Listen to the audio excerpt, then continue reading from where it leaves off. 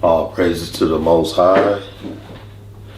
I'm Brother June, and today we're going to do a lesson on, it's called the Starter Pack for Beginner Israelites, right? So this is the Starter Pack for Beginner Israelites that's coming into the truth. They just now finding out who they are, according to the Bible. You Israelites that just now finding out who you are, this is for you. This is the starter pack for, basic commandments, laws, statutes, and commandments, which you can start off with first, and then the rest will come, right, through the Spirit, right? So, take notes, take notes, and, Most High willing, this will be beneficial for you, right? All praise to the Most High. So,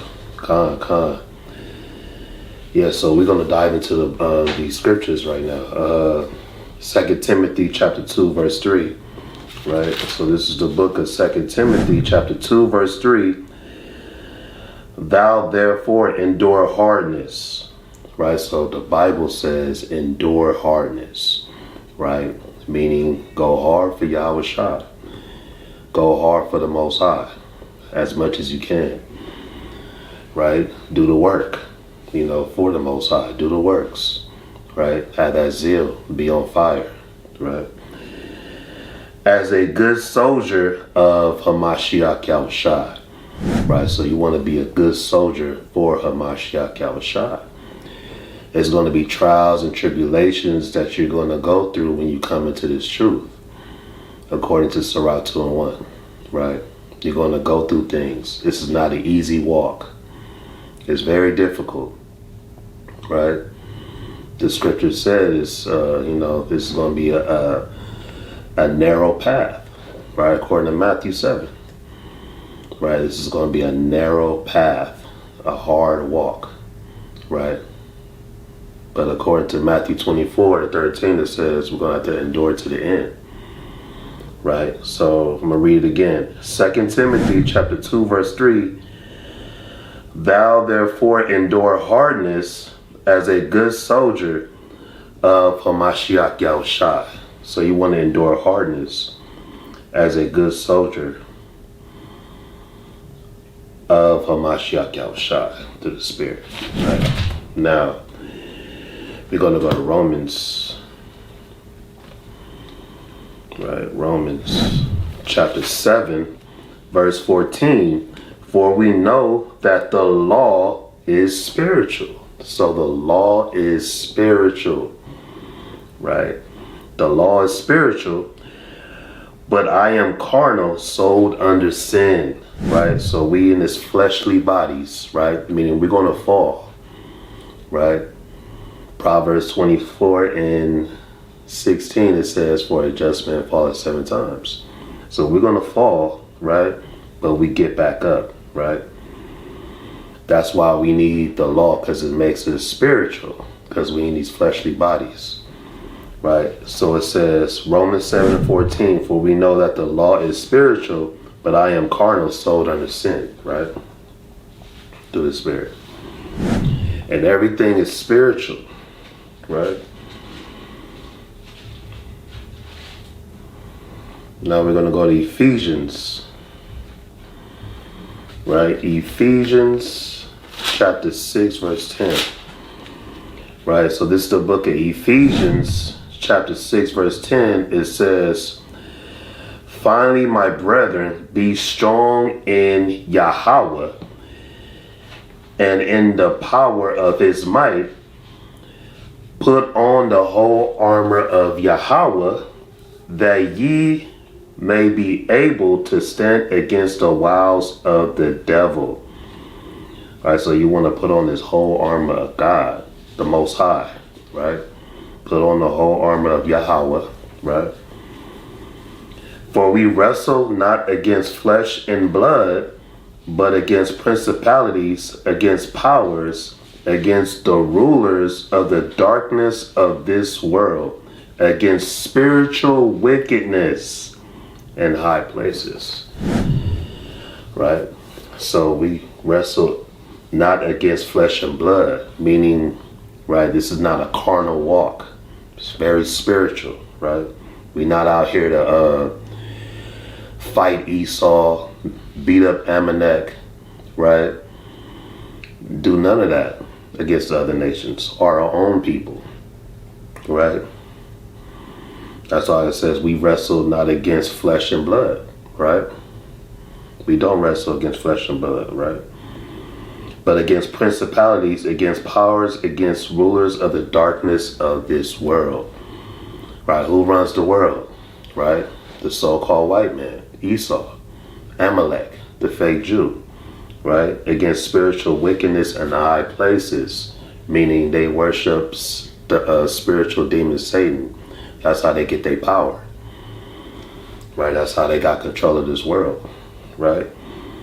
Because their power is the spiritual demon Satan, right? Which you can't see, right? But what you can see is Amalek, Esau, right?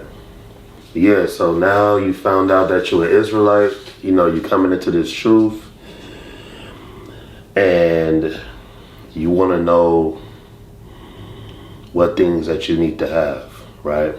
What books you need to study and everything like that, and right, because you just now find out that you're an Israelite, right, according to the scriptures, right? So these are the things that could be beneficial to you, right? So you want to get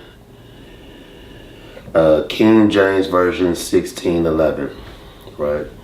You want to get you a King James Version 1611, right? A Bible, right? They sell it on Amazon, right? You could go on Google and order it.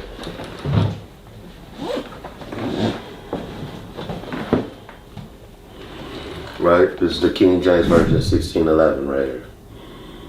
Right? This is what you want to purchase, right? It has the Old Testament, New Testament, and the Apocrypha included inside. So this is what you want, right? Or you can get you a King James Version Bible, a regular one, right? But you can buy the Apocrypha separate, right? Because they actually took out the Apocrypha, right? They took out the Apocrypha, right? So really, the Holy Bible is supposed to be like this.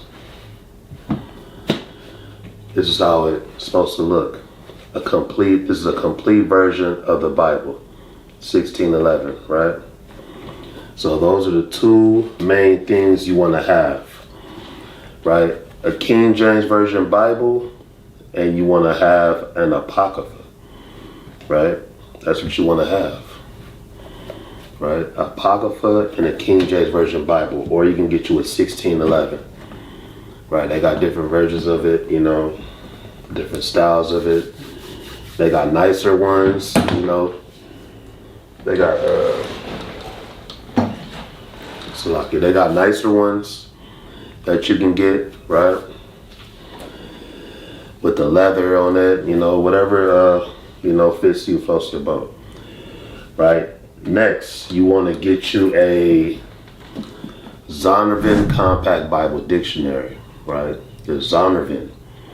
Right. Zondervan is a compact Bible dictionary where it got words in here that you can look up in the Bible, right? So you can get more understanding, right? Very important that you have one of these.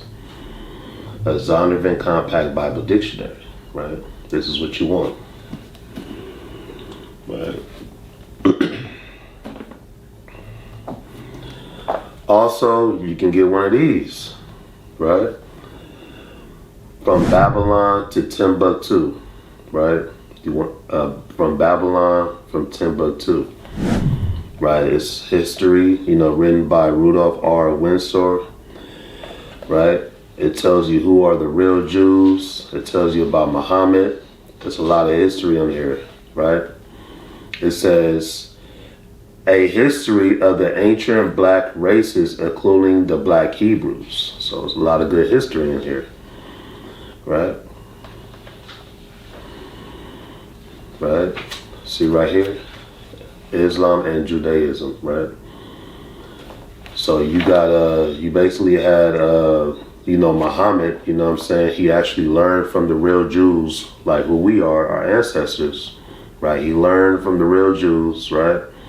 Took their information, started his own religion, which is Islam, right? Went back to them and told them to convert to him. That's how he came up with the Quran, because the Quran comes from the Bible, right? Quran means to recite, to copy. So you want to get one of these, right? Especially if you want to be hitting these highways and byways, right? You can add this to your arsenal, your chamber, right? To the Spirit. Also, this is actually beneficial also. The Negro Question Part 4. The Missing Link, right? The Negro Question Part 4, The Missing Link, right? You want to purchase this book too, right? If you can, right? It's by Lee Cummings, right? This proves that King James was an Israelite, a so-called black man, right? According to the scriptures, right? Right? And that's why the King James Version is the most accurate Bible, right? This is the most accurate Bible that we have today, right? And us Israelites, we use this Bible, right?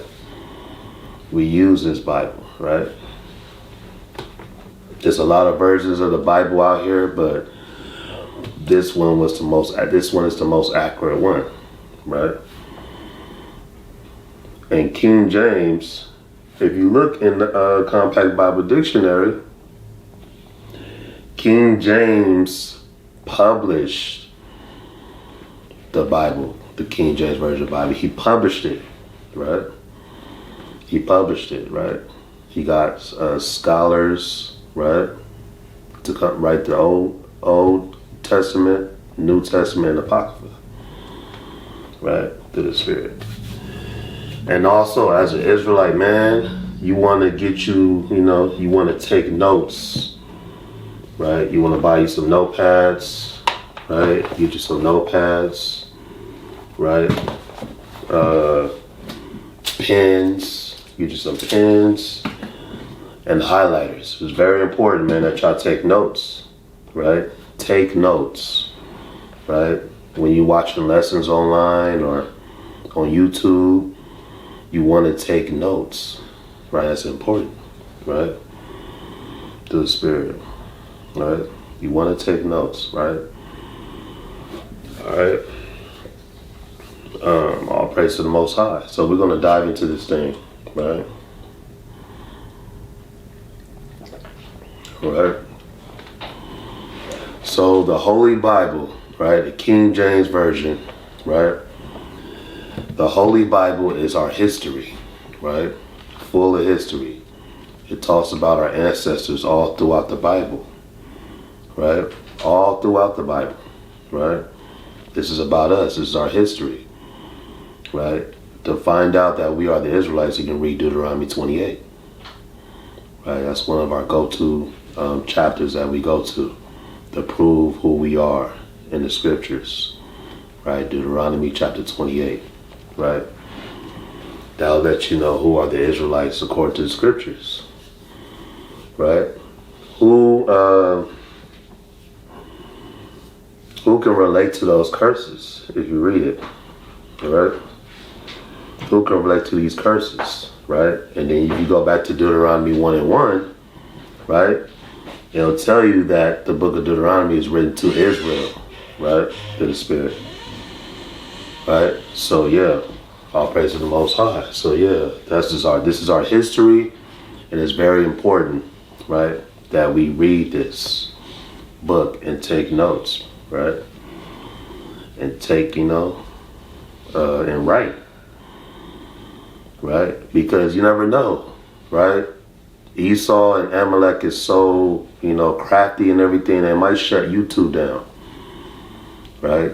They might shut down YouTube one day and you're not able to access lessons online, to learn, right? So it's important that you write down everything right now, right? Through the Spirit, right? Right, so we're going to hop into the first commandment, right? The first commandment, right? The starter pack commandments, right? That you should apply as a beginner Israelite, right? Right? So let's go to the book of Deuteronomy 17 and 18.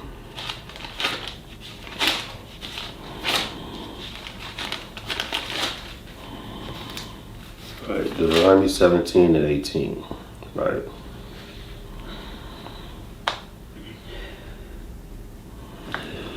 So this is the book of Deuteronomy, chapter 17, verse number 18.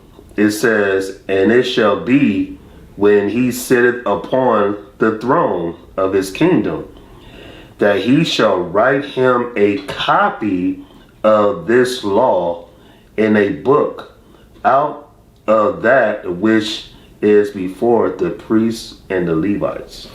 So they actually wrote copies of the law, right? They wrote down copies of the law. They wrote down the precepts, as you should too, as an Israelite. Take notes, right? Don't listen to anybody that tells you not to. There's nothing wrong with taking notes, man. Write down the lessons that you watch. Right? That's what you should do. Right? Through the Spirit. Right? Now let's go to Deuteronomy 31.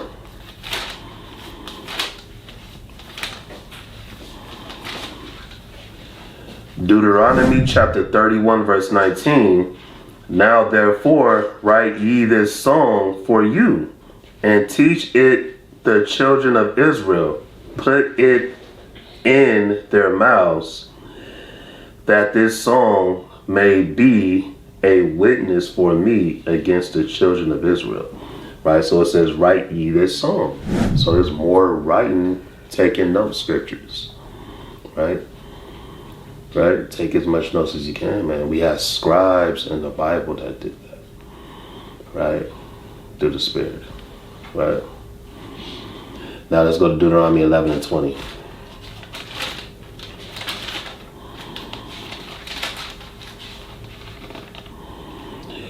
This is the book of Deuteronomy, chapter 11, verse 20. "And thou shalt write them upon the doorposts of thine house and upon thy gates." Right? So in your house, wherever you staying at, right? If you can, you want to write, you want to have posts on your walls with scriptures, right? In your kitchen, living room, right? To remind you of the law. Right? Somewhere in your car, right? And it says, "shall write upon the doorposts of thine house." So there's another precept where it tells you should be writing. Right? Writing scriptures, breakdowns, lessons, anything that got to do with this truth. Right? Anything got to do with this truth, you should be writing. Right? Very important. Right? I'll write. I take lessons down, right? Right? So, I got, notepads full of notes. This is just an example, right? Just an example to show you, what should we be doing, right? Deuteronomy chapter 6. Verse number 8, it says, "And thou shalt bind them for a sign upon thy hand, and they shall be as frontlets between thine eyes." Right? So these scriptures is going to be a sign upon thy hand, meaning you put into action. "And they shall be frontlets between their eyes," meaning you got to have them in your mind. Right? That's what it means. "And they shall be as frontlets between thine eyes," meaning your mind. Right? These scriptures should be in your mind. Right? And that's when it comes to memorizing scriptures. Right? You ain't got to memorize 1,000 precepts, right? This precepts has beneficial to help the nation, right? To the best of your abilities. Verse 9. And thou shalt write them upon the posts of thine house and on thy gates. There you go again. Right? And this is in the law. Right? It's telling you to write. Highlight your Bible. Write the precepts next to the scriptures. Right? What I do is, I find empty spaces in the Bible and I write scriptures down right here, these blank sheets in the Bible. I write precepts down, all through right here, just in case I go out there and teach, I might not memorize a precept. I can go in my Bible while I'm teaching, boom, oh, there it is, and then I can bring it up, right? Some brothers, we don't have that much good of a memory, like me. I don't have a good memory like that. So I write down precepts in my Bible so I can, right? Revelation chapter 1, verse number 3. Blessed is he that readeth, right? Right? So it says, blessed is he that readeth, right? And they that hear the words of this prophecy and keep those things which are written therein, for the time is at hand, right? So this first commandment that I'm giving y'all is basically reading and studying, right? Reading and studying, right? So that's what we should be doing, right? As much as we can, reading and studying, right? This is the first commandment of the starter pack for an Israelite, right? Reading and studying. It says, blessed is he that readeth, and they that hear the words of this prophecy, and keep those things which are written therein, for the time is at hand. So the time is at hand. Yahawashi is coming, right? World War III, Jacob's trouble, right? That's why we should be, doing these things, right? Right? John chapter 5, verse 39. It says, search the scriptures, for in them ye think ye have eternal life, and they are they which testify of me. So we want to search the scriptures while we're reading, right? Precept upon precept, line upon line, here a little, there a little, right? We want to search the scriptures, right, according to the Bible, right? That's what we should be doing, get you a Bible off Amazon, or it don't even gotta be Amazon. It could be, Christian bookstore, it could be wherever they sell a King James Version Bible with the Apocrypha. Get you some notepads, pen and paper, and search the scriptures, right? Right. Isaiah chapter 3.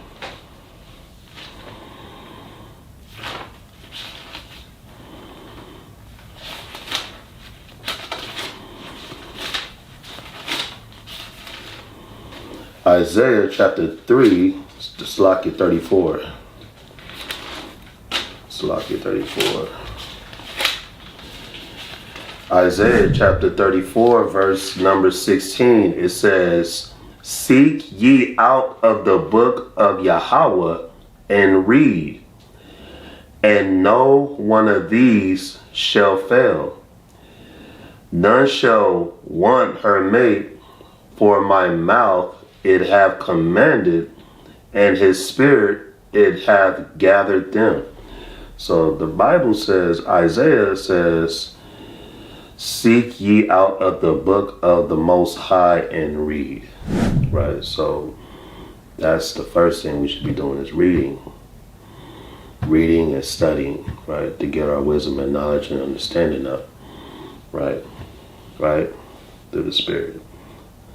Know your history. Right?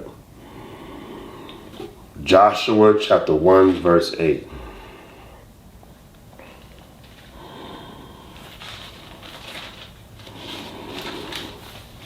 This is the book of Joshua chapter 1 verse 8. It says, "This book of the law shall not depart out of thy mouth, but thou shalt meditate therein day and night, that thou mayest observe to do according to all that is written therein. For then thou shalt make thy way prosperous, and then shalt have good success." Right? So we want to, the law should not depart out of our mouth, but we should be meditating in these precepts and scriptures and ideas, in this truth. Right? Anything that got to do with the truth, you want to meditate therein day and night. And you want to meditate on the law and these scriptures, right? Right? To the best of our abilities, right? Because Satan will enter in, man, to interfere with that if you're doing that. But that's why we fight, right? As Israelites, we fight, right? So you want to meditate on the law, right? In these scriptures. Right, in these breakdowns, right? Meditate going out and street teaching one day, doing the work, right? Right, now let's go to Daniel 9 and 2.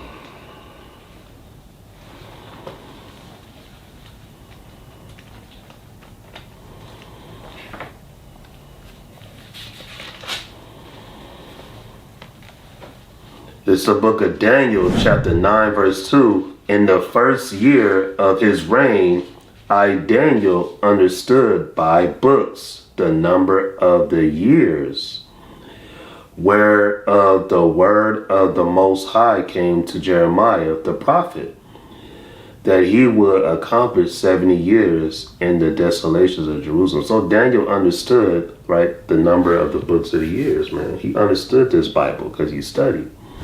Right? He meditated the scriptures day and night. Right? That's why it says, "I, Daniel, understood by books the number of the years." Right? So that's proof that, as Israelites, we studied the law. Right? That's what we did. We read, studied, wrote, and write. Right? 1 Peter chapter 3. 1 Peter chapter 3, verse 15. It says, 1 Peter chapter 3, verse 15, "But sanctify Yahweh in your hearts, and be ready always to give an answer to every man that asketh you a reason of the hope that is in you with meekness and fear." Right? So you want to, right? This is why we study, right? We study and we read, right? You know what I'm saying? For Yahweh, right? To give an answer to every man or a sister that asks us a question, right? That's why we do so, to the best of our abilities. We're not saying we're going to answer every single question. I mean, but most of it we should, right? That's what we should do as Israelites, right? Right? Us Hebrew Israelites, we scholars of the Bible. We should be scholars of the Bible, right? Because this is our history book, so we should know this, right? To the best of our abilities. Right? Proverbs 22, right?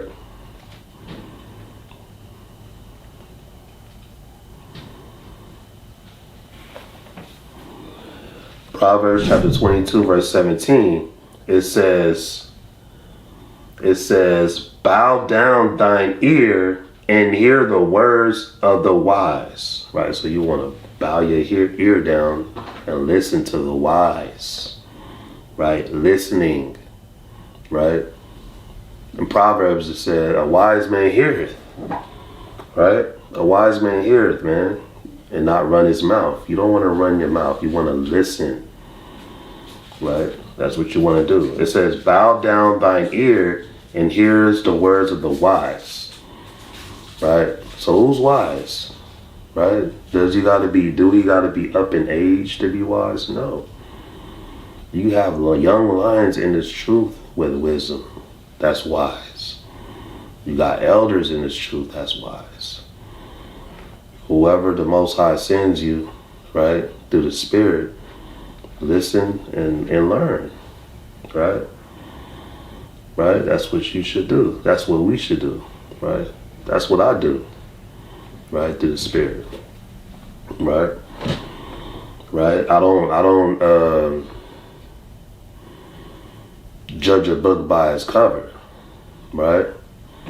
I don't look for age or anything like that, right? Through the Spirit, right?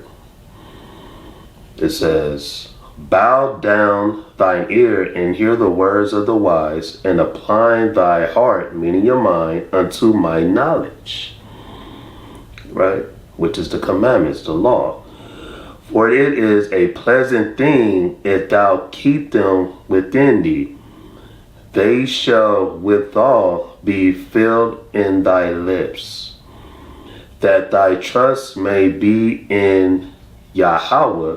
I have made known to thee this day, even to thee. Have not I written to thee excellent things in counsels and knowledge, that I might make thee know the certainty of the words of truth, that thou mightest answer the words of truth to them that send unto thee. Right, so the Most High is going to send you brothers and sisters, right, to ask questions for you to give answer of the words of truth. That's why he says, bow down thy ear and hear the words of the wise, right, to apply your mind, right? That's very important, right? Listening, right? Listening. Right? It's beautiful to listen, man. Right? Romans chapter 15, right? Verse 4. For whatsoever things were written aforetime were written for our learning. So whatever was written aforetime was written for our learning, right? The Old Testament was written for our learning. This Bible was written for our learning, right? Through the Spirit, right? Everything was written for our learning aforetime, right? That's called history, right? That we, through patience and comfort of the scriptures, might have hope.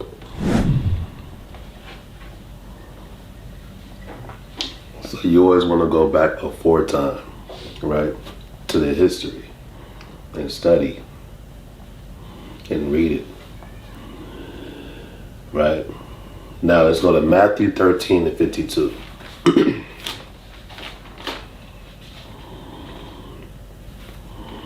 So this is the book of Matthew, chapter 13, verse number 52. I'm going to start at 51. Yahawashi said unto them, have ye understood all these things?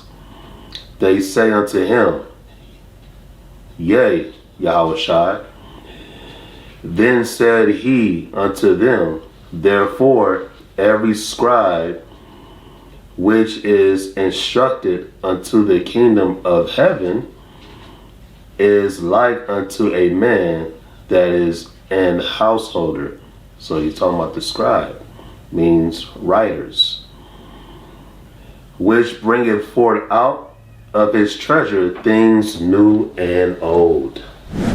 So you want to go to the new and the old, meaning you want to search the scriptures in the New Testament and the Old Testament. All right, it's letting you know right there, right? That's what you want to do.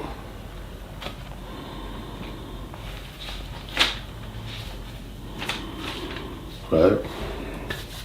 It's a book of Psalms, chapter 1, verse 2.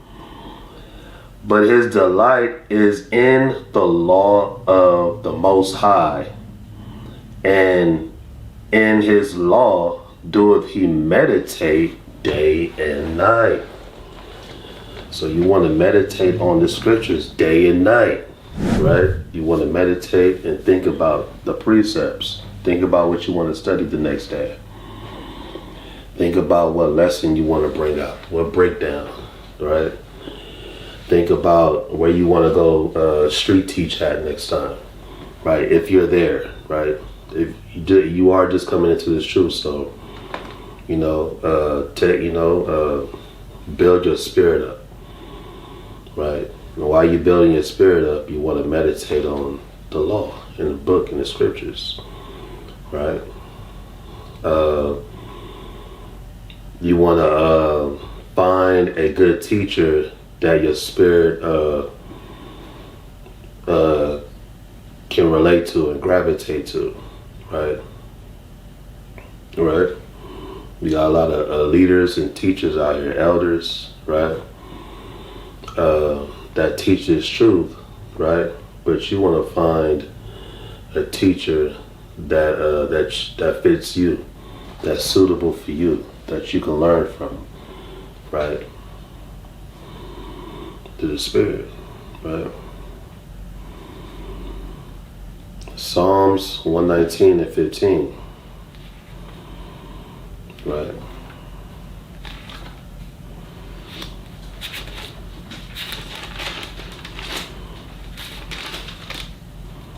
Take notes. Like I said, write them in your notepad, write them in your Bible, write precepts next to these scriptures. Find an empty space in the Bible and write scriptures down, right?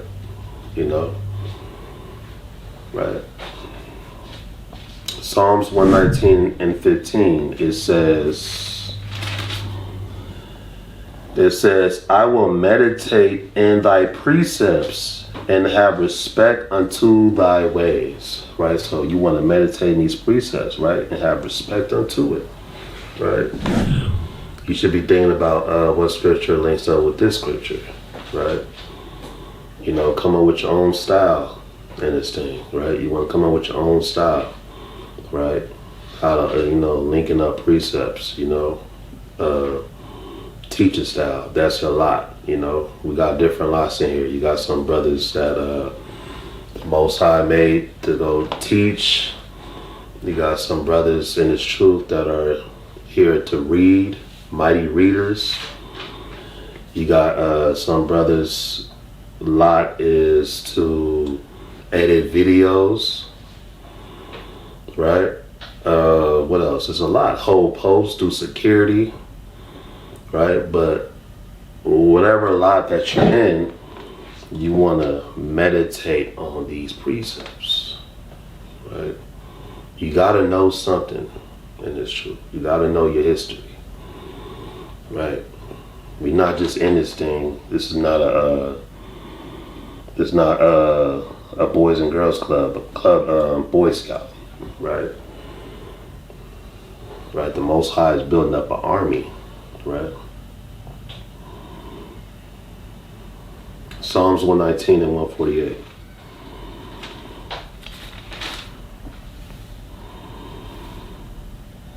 It says, my eyes prevent the night watches, that I might meditate in thy word. My eyes prevent the night watches, that I might meditate in thy word. So at night, man, while you laying down in your bed, you're right, trying to go to sleep, think about the scriptures, think about the precepts, think about the history, You know, anything that got to do with this truth, man, you want to meditate on that, right, through the Spirit, right? It's very important, man, right? You know, it's so much stuff that we have now. You know, we go on YouTube and put on the right. They got like scriptures where you can listen to at night while you sleep. You know, that's good, right? Because while you sleep, them precepts, them scriptures is resonating with your mind, right? All praise to the Most High. Now let's go to 1 Timothy chapter 4, verse 13.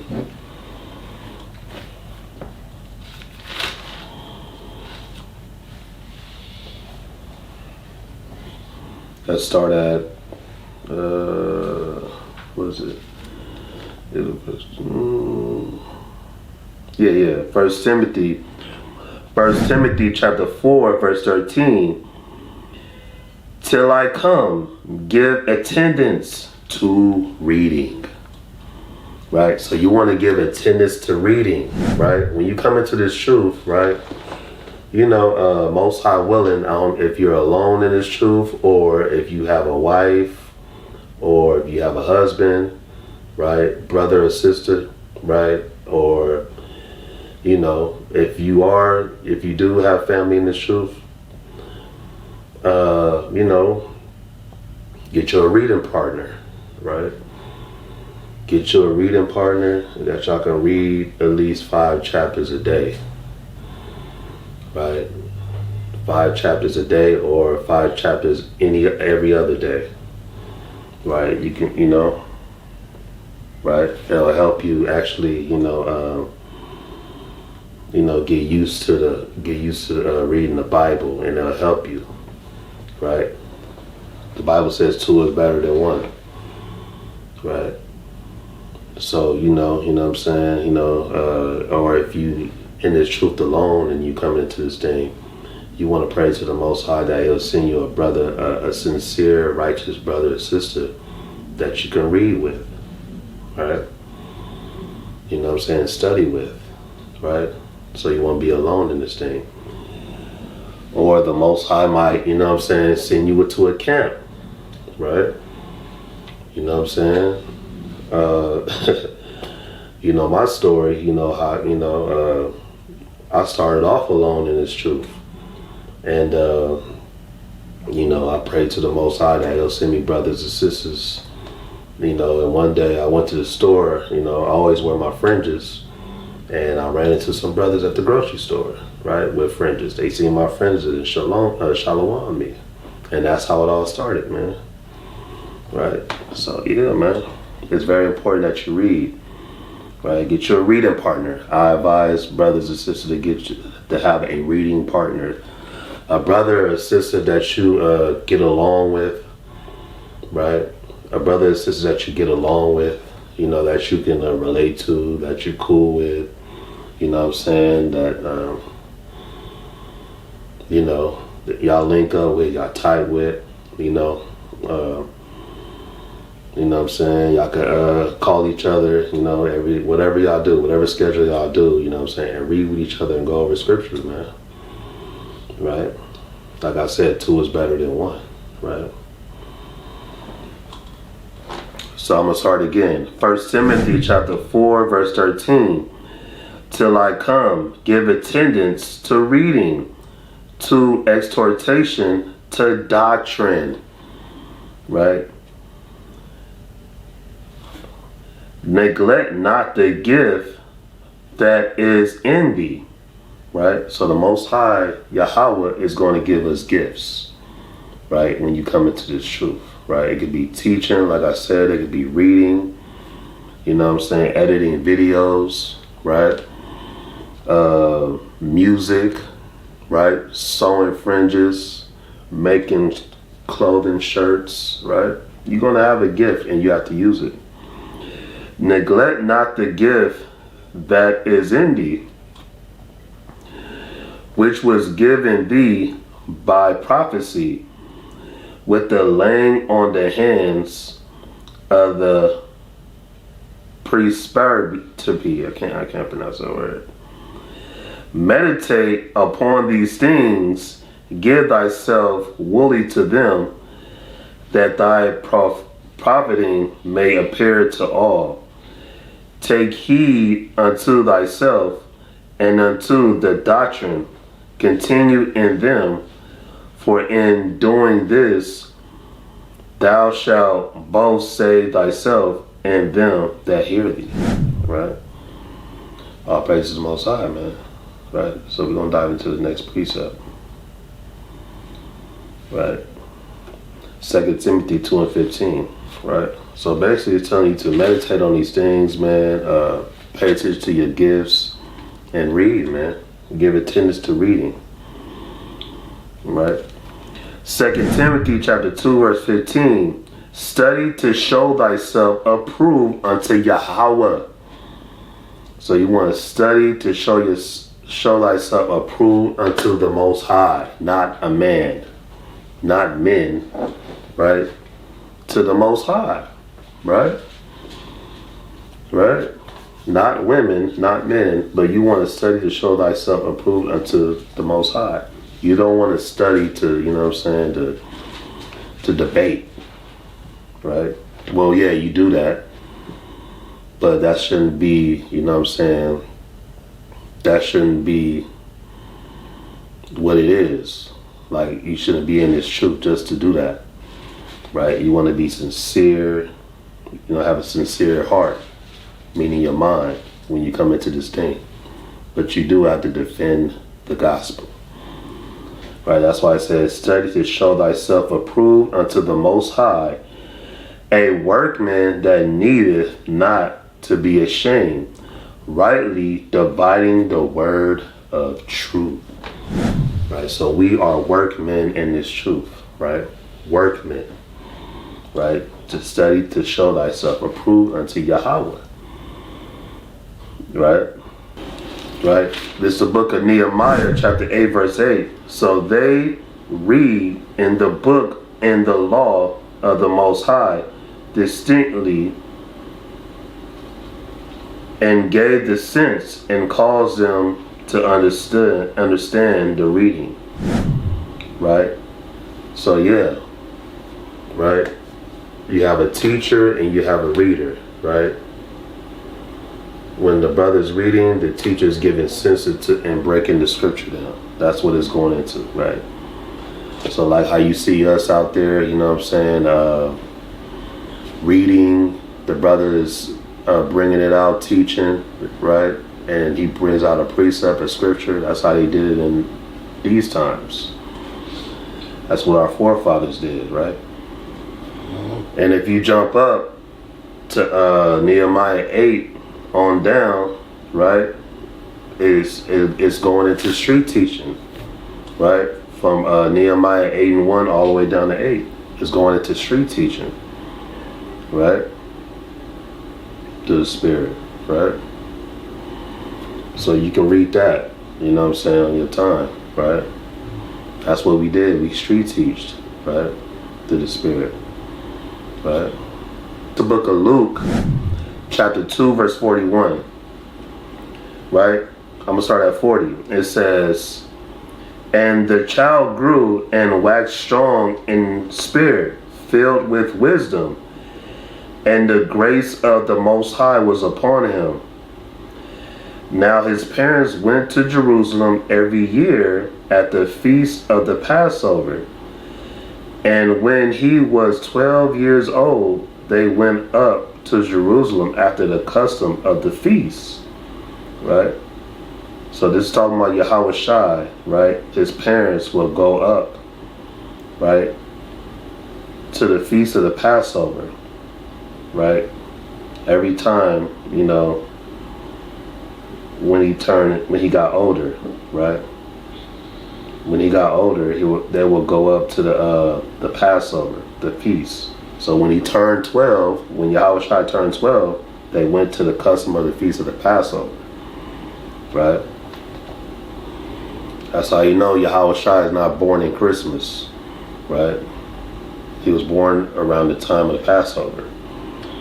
Verse 43, and when they had fulfilled the days as they returned, the child Yahawashi tarried behind in Jerusalem, and Joseph and his mother knew not of it. But they, supposing him to have been in the company, went a day's journey, and they sought him among their kinfolk and acquaintance. And when they found him not, they turned back again to Jerusalem seeking him. So right, they lost Yahawashi, right? And now they're looking for him, right? And it came to pass that after 3 days, they found him in the temple, sitting in the midst of the doctors, both hearing them and asking them questions. So Yahawashi is only 12 years old, asking these doctors questions and listening and hearing them. And all that heard him were astonished at his understanding and answers. Right? And when they saw him, they were amazed. And his mother said unto him, Son, why hast thou thus dealt with us? Behold, thy father and I have sought thee sorrowing. Man, we was looking for you. Where did you go? Right? That's what Yahushua's mom was saying. We was looking for you. Where did you go? Right? Where you been at? We was worrying, asking everybody where you was at. Right? And he said unto them, How is it that ye sought me? Wist ye not that I must be about my father's business? Yahawashi at 12 years old, man. He said, I'm about my father's business. I'm out here doing the work. Right? I'm doing the work at 12 years old, man. And they understood not the saying which he spake unto them. And he went down with them and came to Nazareth and was subject unto them. But his mother kept all these sayings in her heart, meaning her mind. And Yahawashi increased in wisdom and stature. I mean, he got tall, he got wisdom, and in favor with Yahweh and man. Right? So Yahawashi was so good with the precepts and the scriptures, man. He was confounding the doctors. Right? He was confounding them, man. They couldn't believe it. His understanding, his wisdom and knowledge. So that's why we gotta study, man. We gotta read and take notes. Right? Through the Spirit. That's very important, man. That's some history right there. Now let's go to Acts chapter 18. Verse number 24. Right? So it says, the book of Acts chapter 18 verse 24, and a certain Jew named Apollos, born at Alexandria, an eloquent man and mighty in the scriptures, came to Ephesus. This man was instructed in the way of the Most High, and being fervent in the Spirit, he spake and taught diligently the things of Yahweh, knowing only the baptism of John. So if you read further down, right, I'm going to read verse 28 for you. For he mightily convinced the Jews, and that publicly showing by the scriptures that Hamashiach was Yahawashi. Right? So he knew about the baptism of Paul, but later on he learned about Christ, right? Through the Spirit. So he was real steady with the scriptures also, man. Right? So our forefathers was playing games, man. Right? To the best of your abilities, man. I don't mean you gotta know 1,000,000 precepts, 1,000 precepts. You know what I'm saying? You ain't gotta know all the dates and the times. all of the dates in there and all that. No, right? But you gotta know at least something, right? Gotta know a little something, man, right? Right? To the Spirit, right? So that was commandment number 1, reading and studying, right? Reading and studying was commandment number 1, right? Coming into this truth as a beginner, right? And learning, right? So that's what you want to do. You want to build your spirit up. That's how you build your spirit up, man. Fasting and praying also, right? While you're doing those things, building yourself up, right? Now, number 2, attire for sisters, brothers, and sisters. Attire for brothers and sisters, right? So you got the studying, you're doing your studying, you're reading, right? You taking notes, you building your spirit up. Now what? Let's see. So now we're going to go into the attire for brothers and sisters. The attire for brothers and sisters, right? The attire for brothers and sisters, right? Now, we're going to start out with the brothers, right? Now, let's go to Leviticus chapter 19, verse 27, right? It's not attire, but, I mean, this is something that you have to do. It's an appearance, right? This is the book of Leviticus chapter 19, verse 27. Ye shall not round the corners of your heads, neither shalt thou mar the corners of thy beard. So when you come into this thing, you find out you're an Israelite, right? A Hebrew Israelite, and you bet your spirit bear witness with this truth. As a man, right? As a man in this truth, you want to grow your beard out. That's the commandment, right? Growing your beard, right? Grow your beard out, right? To the best of your abilities, right? Grow what you can. If you don't grow all the way in, you got to grow what you can, right? Hey, it's a lot of, knowledge increased so much, right? We got beard products, beard shampoo, beard oil, right? I got the beard oil, I got the beard shampoo. I use all that, right? So they sell it at, Target, wherever, right? But make sure, the beard products is, that is, natural and organic, right? You just don't want to put anything on your face, right? But you want to grow your beard out, man, to the best of your abilities. That shows that you're a man, right? A beard is a badge of manly dignity. Let's look that up. All right, so we're going to use the Compact Bible Dictionary now, right? Let's look up the word beard, right? Let's look up the word beard. So the word beard, it says a badge of manly dignity, right? It's a badge of manly dignity, right? That's what it says in the Compact Bible Dictionary. So this is why we use this Compact Bible Dictionary, so we can go to look up these words and know the definition of them, right? So grow your beard out as a man.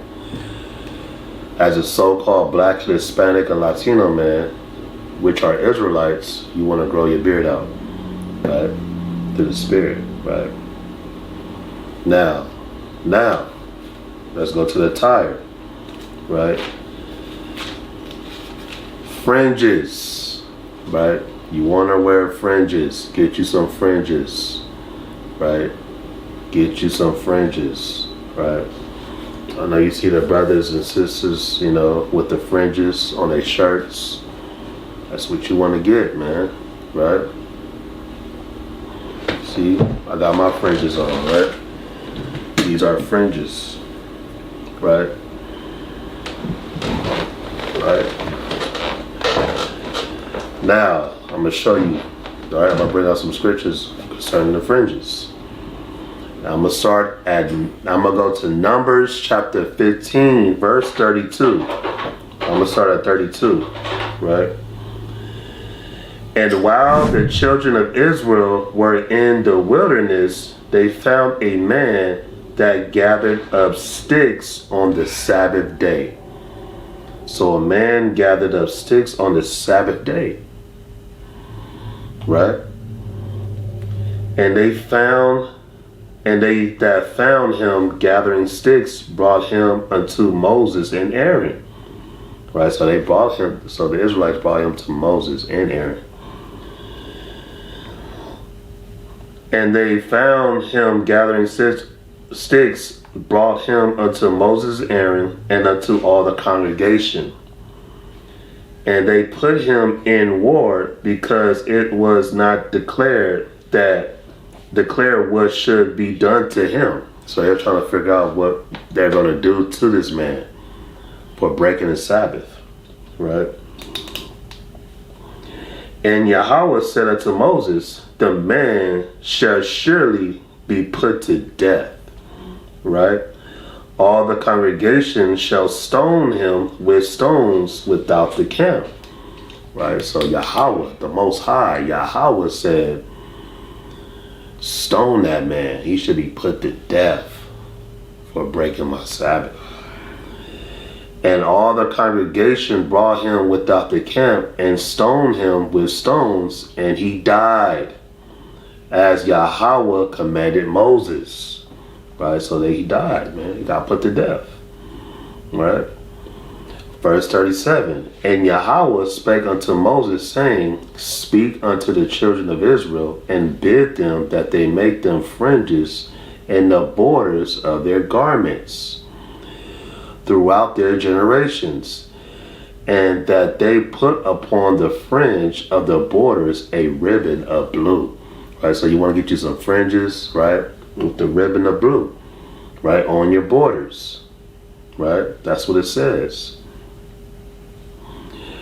And it shall be unto you for a fringe, that ye may look upon it and remember all the commandments of Yahweh, and do them, and that ye seek not after your own mind, your heart, meaning your mind, and your own eyes, after which ye use to go whoring. Right? Slakia.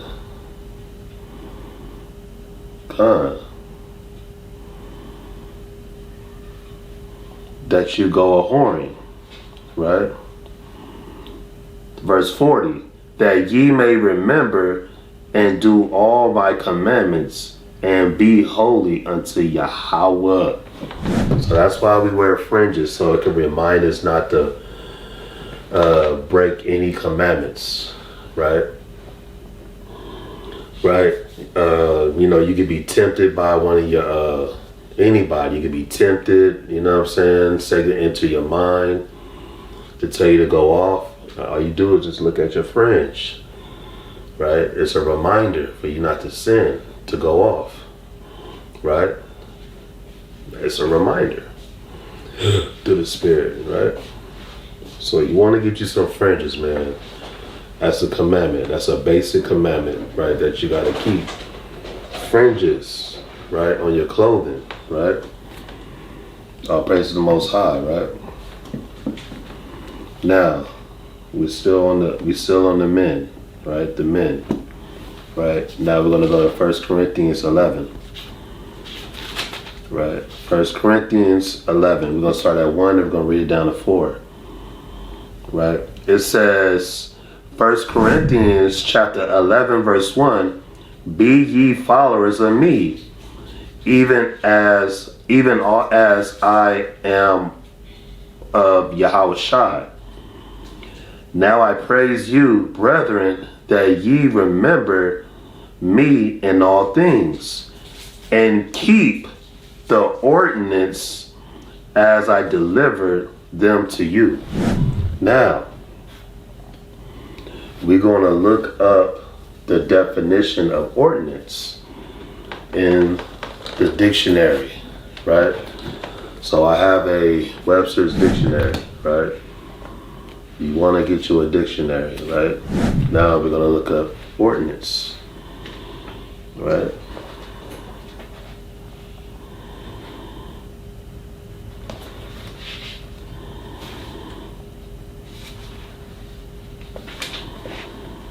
Right. So ordinance, right?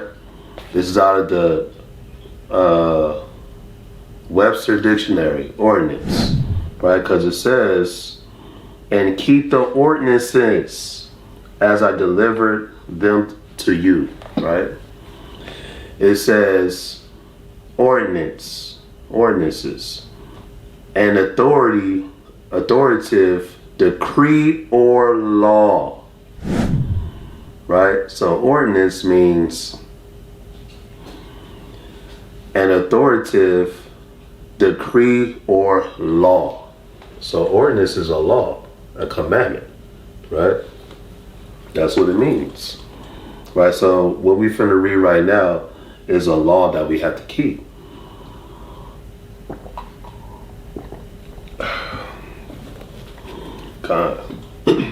So verse 3, but I will have you know that the head of every man is Yahawashi, and the head of the woman is the man, and the head of Yahawashi is Yahweh, right? So the head of every man is Yahawashi, right? So this is an order, meaning it's a law that we have to keep. This is an order, right? So the head of every man is Yahawashi, and the head of the woman is the man, the Israelite man, right? And the head of Yahawashi is the Most High. So we have to keep that order as an Israelite man. We have to keep that order. And you Israelite women also, right? You got to be in order, right? You got Yahweh, the Most High. You got Yahawashi, the Son. You got the Israelite man. You got the Israelite woman. And you got the children. And then you got the other nations on the bottom, right? Verse 4, every man praying or prophesying having his head covered dishonoreth his head, right? So as Israelite men, right, when you're reading or teaching, praying, bringing out the scriptures, you want to have your head uncovered, right? You see, I got my head uncovered, right? Right. It don't say only young men, right? It don't say that.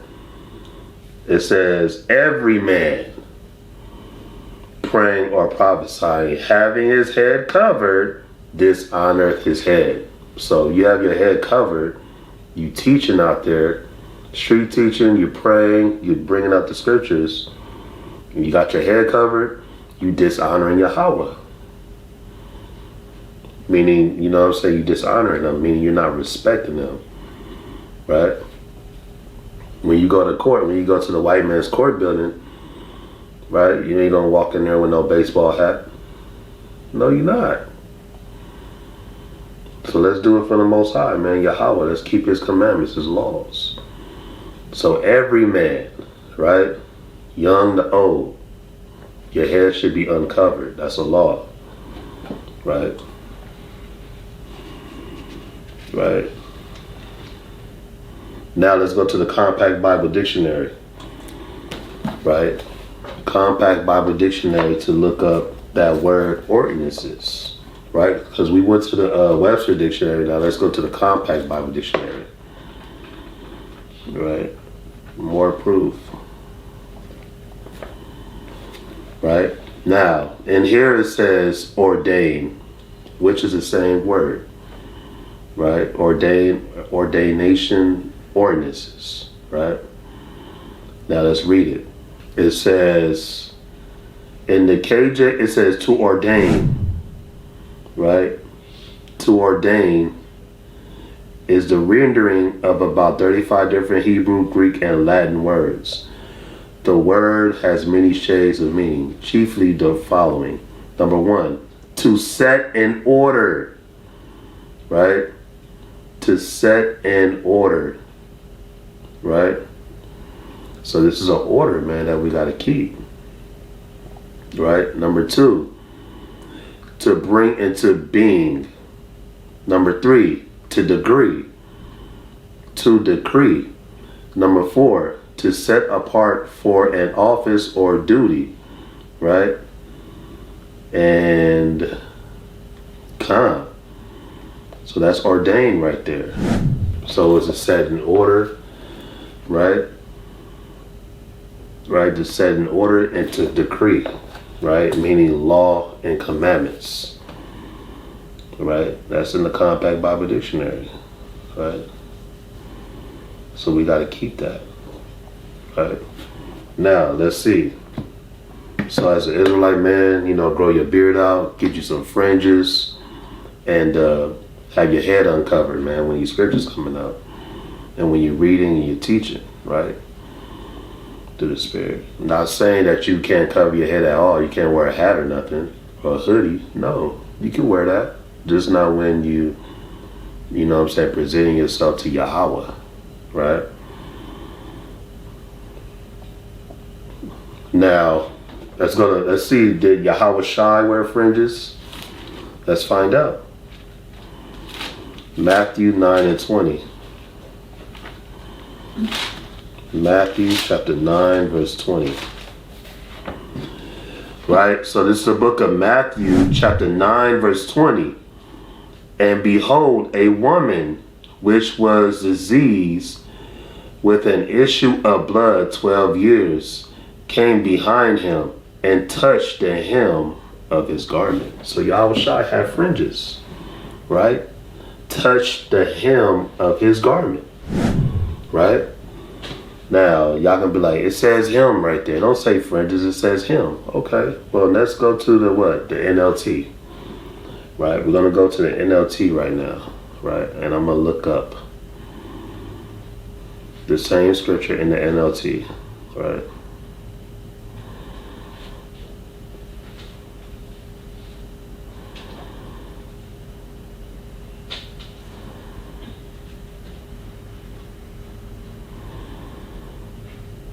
Here's the NLT version of the Bible, right? It says, just then a woman who has suffered for 12 years with constant bleeding, came up behind him. She touched the fringe of his robe, right? So it's talking about fringes. If that's not good for you, let's go to the ESV then. Let's go to the ESV. The English Standard Version, right? Right? Matthew chapter 9, verse 20 in the ESV. And behold, a woman who had suffered from a discharge of blood for 12 years came up behind him and touched the fringe of his garment. Right? So it's saying the same thing, man. Right? Now let's look up him in the dictionary. A border of an article as a cloth, double back and stitched down, right? Number 2, to make a hem and sewing, border, edge, right? So that sounds like fringes to me right there. Right, it sounds like fringes, right? Because we read in Numbers 15:38, it said put the border of fringe on your clothing. Now let's go to the Compact Bible Dictionary, right? Let's go to the Compact Bible Dictionary and see. Let's look at the word him, and then we're gonna go to fringe, right?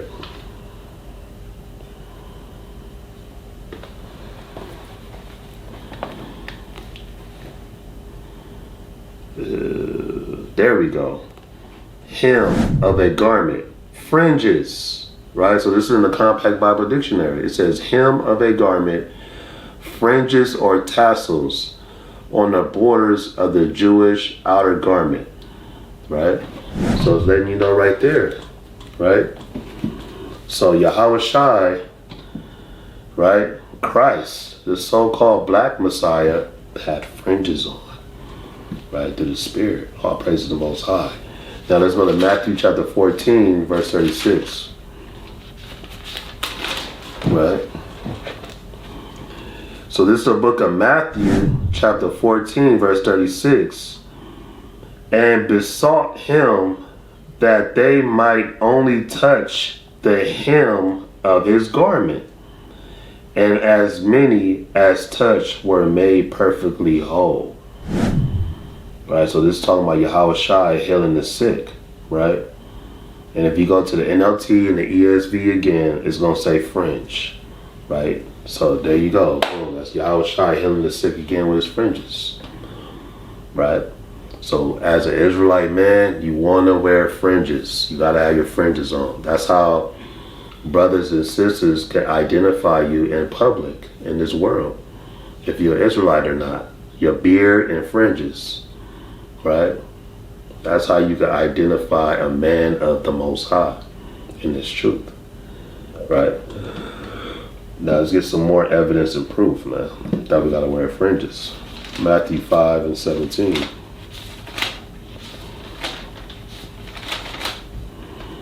Right? Matthew chapter 5 verse 17. Think not that I am come to destroy the law or the prophets. I am not come to destroy, but to fulfill. Right? For verily I say unto you, till heaven and earth pass, one jot or one tittle shall in no wise pass from the law, till all be fulfilled. Whosoever therefore shall break one of these least commandment, because this is a least commandment, fringes, it's a least commandment, and shall teach men so, you're teaching men not to, you ain't got to wear fringes, he shall be called the least in the kingdom of heaven. But whosoever shall do and teach them, the same shall be called great in the kingdom of heaven.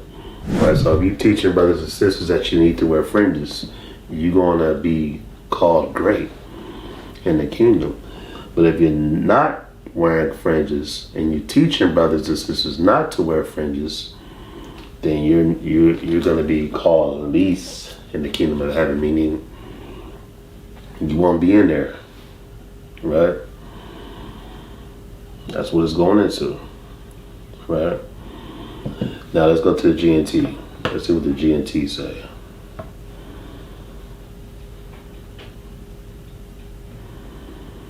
Matthew 5 and the GNT.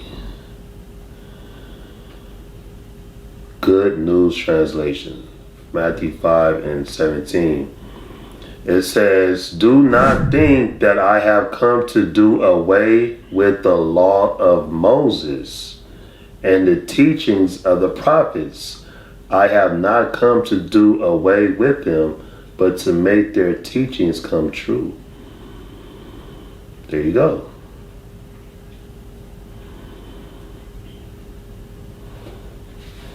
Let's jump down to 19. So then, whosoever disobeys even the least important of the commandments and teaching others to do the same will be least in the kingdom of heaven. Right. On the other hand, whoever obeys the law and teaches others to do the same will be great in the kingdom of heaven. Right. So you'll be great, man. That's in the GNT. The King James Version made it plain also. Right? So get you some fringes, right? You get fringes on Amazon, ST, right? You got Israelite brothers and sisters that sell them or give them out. So, you want to get you some fringes. It's very important. Right? Now let's go to Zephaniah 1 and 8. Let's see what happens if you don't wear fringes when Yahawashi comes back.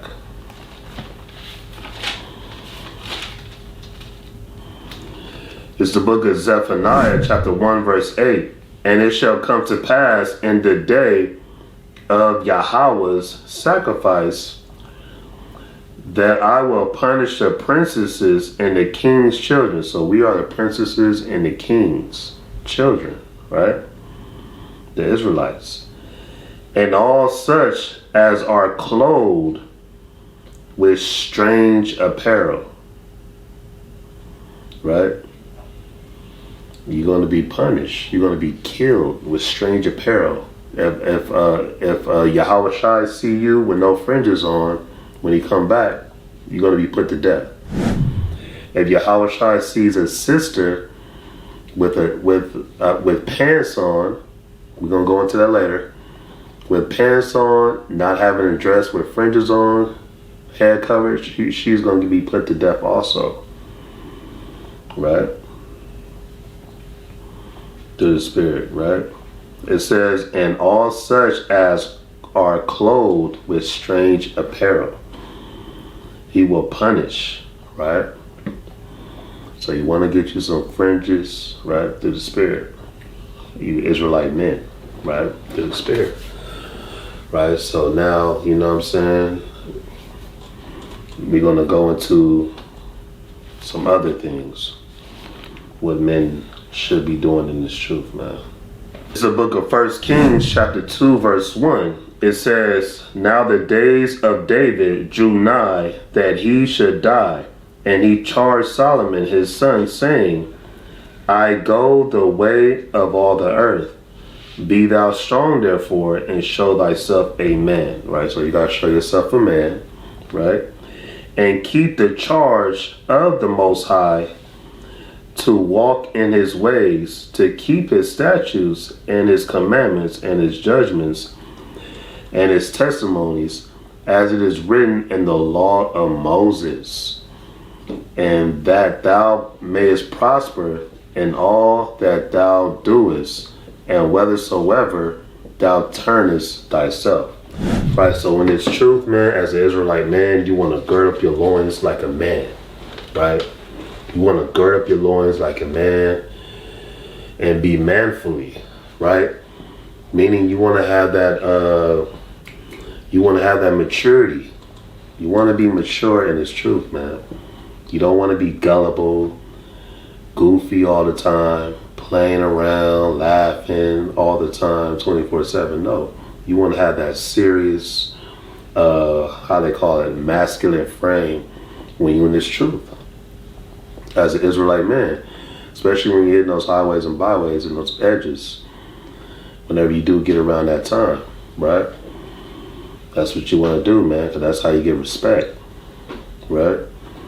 To the Spirit, right? That's what you got to do, man, right? So you want to gird up your loins like a man, you know what I'm saying? You want to study, get you some fringes, get a beard, right? And when it comes to putting in this work, right? You want to take it serious, man. You want to have that zeal. You want to put in work.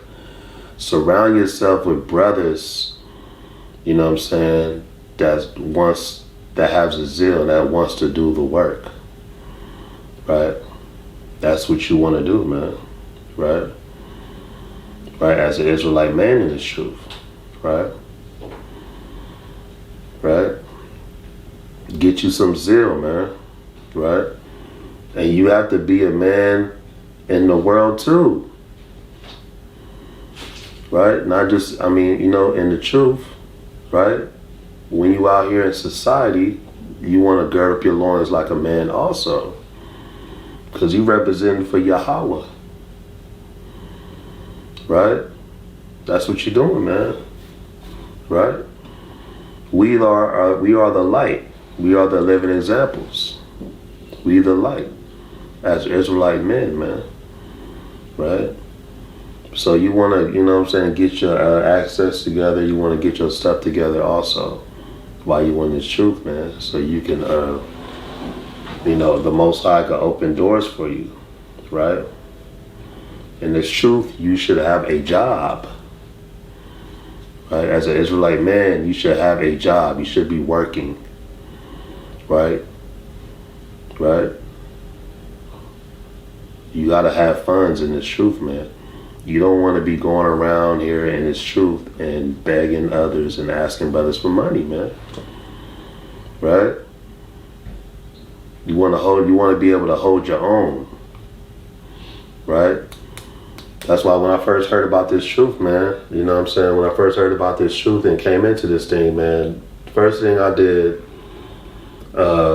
you know, I got the basic commandments, you know what I'm saying, down pat. And before I even joined the camp, I brought camp signs. I got me a camera, right? This is just me, right? I got me a camera, I got me a microphone and a speaker. Because I was going to actually go out there solo. You know, I was going to do my own thing before I even joined the camp, right? And that's how you know you got that zeal, man. I wasn't playing, right? I didn't want to depend on anybody else for me to do this work. So I got my own things, right? You know what I'm saying? So as a man, that's what you want to do, man. Not saying that you know you got to do that, but that's just me, right? You know what I'm saying? Because the Most High had different plans for me. So, you know what I'm saying? You want to make sure you know what I'm saying, at least have a job, man, a solid job, you know. Try to get you some transportation, man, so you can make it to school and, you know what I'm saying, the camp and everything like that. Right? That's going to gird up your loins like a man, being a man in his truth and in his world, right? To the best of your abilities, because we are in captivity, but that don't really mean nothing, right? Right. So all praise to the Most High, man. Job 38 and 3.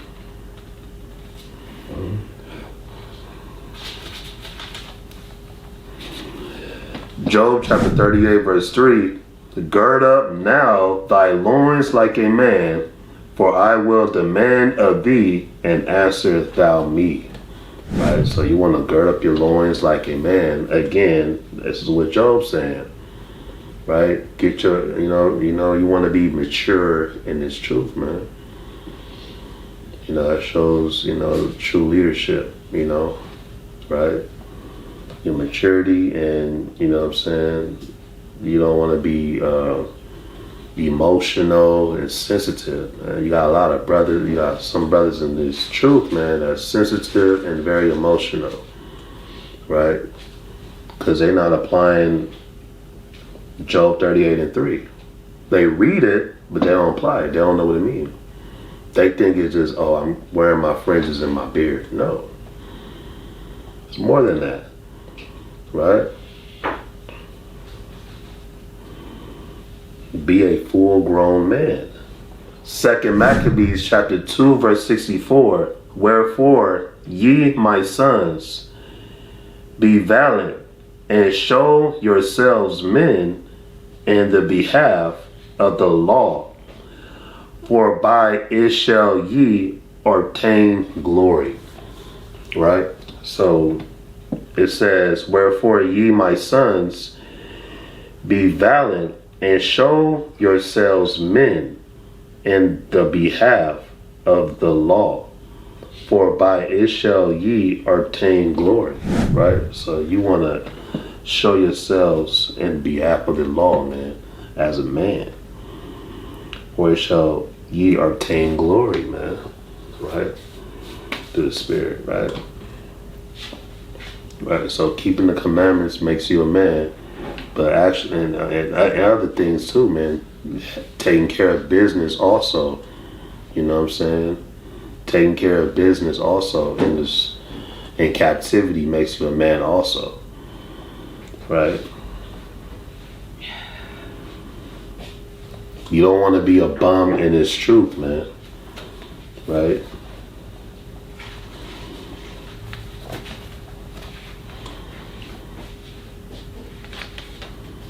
Now let's go to 2nd Esdras 10 and 33.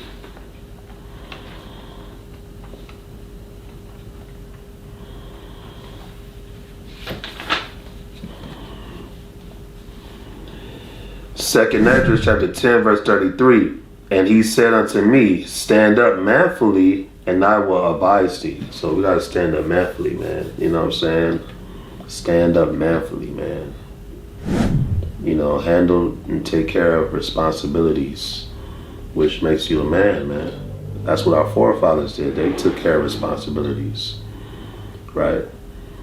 That's what you gotta do, man, right?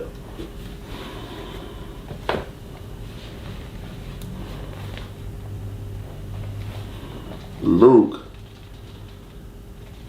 chapter 19, verse 21. For I fear thee, because thou art an austere man. Thou takest up that thou layest not down, and reapest that thou didst not sow. So Yahawashi was an austere man, meaning he was serious about this truth. He was about his father's business. So we have to be serious, man. Right? Have to be serious. You know what I'm saying? Putting in this work, man. This is not a game. Right? You know what I'm saying? It's not a game, man. You know what I'm saying? You know what I'm saying? Represent who you are as a Hebrew Israelite, as an Israelite, right? From whatever tribe you're from, right? That's not a game, man. You know what I'm saying? The higher ups, the elites, they don't want us to push that. They don't want us to teach our people this truth, this Bible, right? I'm not saying it's nothing wrong with smiling and, you know, laugh here and there and, you know what I'm saying, and enjoy ourselves. But, you know what I'm saying, most of the time you want to be serious, man. Right? And act your age. Right? I know age don't have nothing to do with it, you know what I'm saying? But hey, man, if you've been in this world longer, you know what I'm saying, that maturity should already grow in you. Right? You got brothers that's 45 and up in this truth, man, that's act like kids, man. Right? Don't know how to shalom brothers or sisters. Right? The brother barely been in his truth. He been in his truth 6 months and he's already, you know what I'm saying, he's more manfully than a brother that been in his truth 10 years. You know what I'm saying? It don't make no sense, but that's how you know, That's how you know. The Most High deals with certain brothers a different way, man. Right? So, you know, studying to show yourself approved, reading, you know, writing, you know, wearing your fringes and your beard. Right? So we got that down packed so far. All praise to the Most High, you know what I'm saying? Now we're going to go to the women. The sisters, right? All praise to the Most High, man. We're going to go to the sisters, right? So,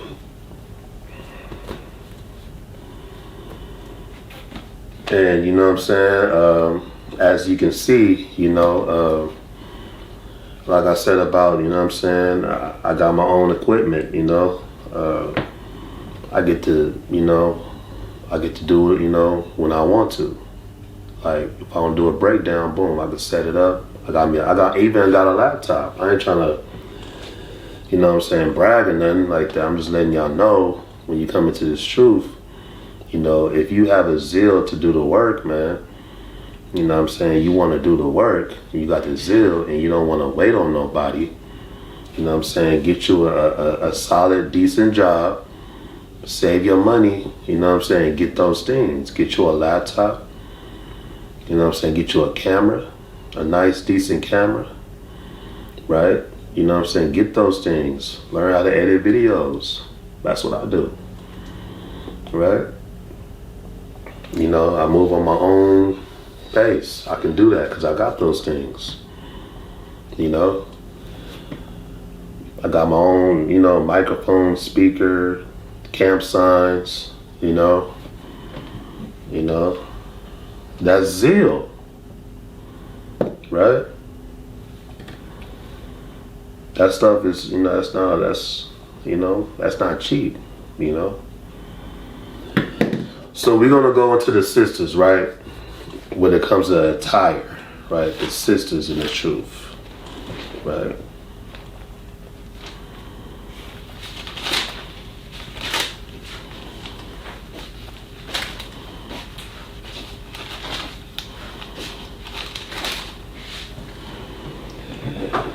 Deuteronomy chapter 22 verse 5.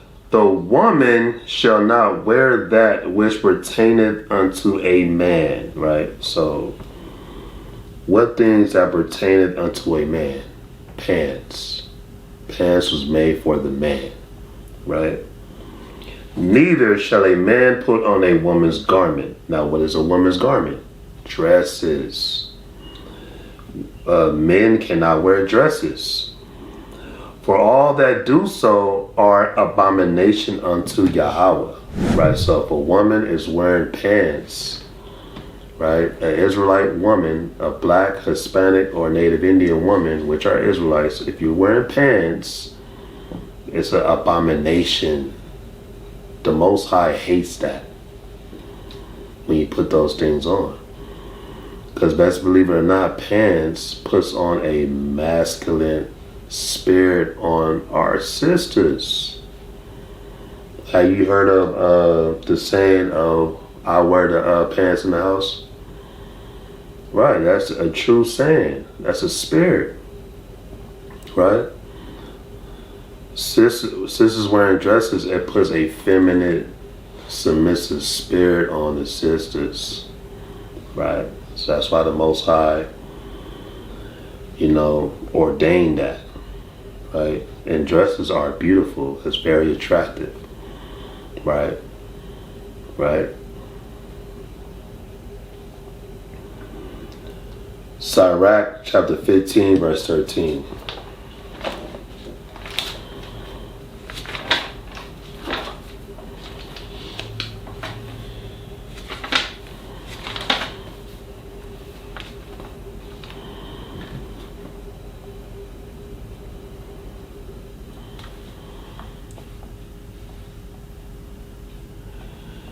Sirach chapter 15 verse 13. Yahweh hateth all abomination, and they that fear Yahweh love it not. So Yahweh hates all abomination, meaning he hates seeing a man with a dress on. That's off. He hates seeing women with pants. That's off. So in the Apocrypha it says, in the Bible, the Most High hated all abomination. So he hates that. Right? He hates it, man. I didn't make that up. You know what I'm saying? I didn't make it up. Right? Now, let's go to Jeremiah 44 and 4.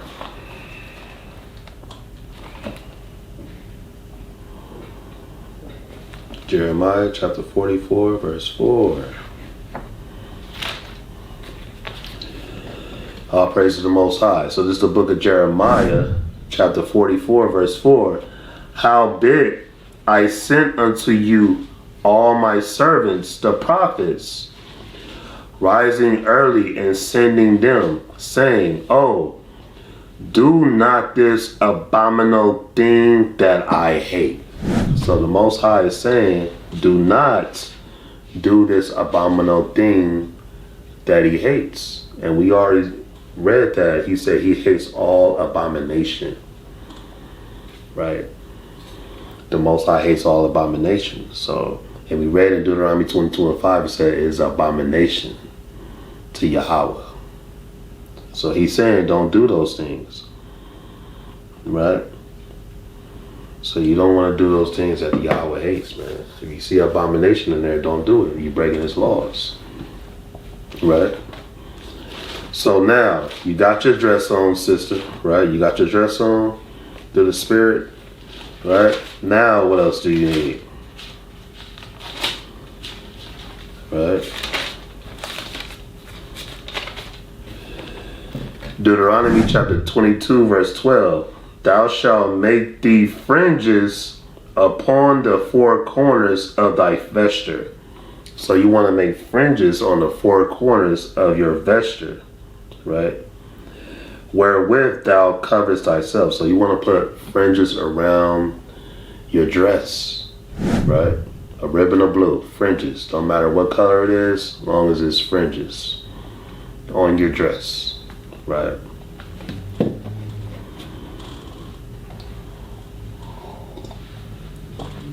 Right, so we're going to hop in the book of Exodus, chapter 28, verse 41.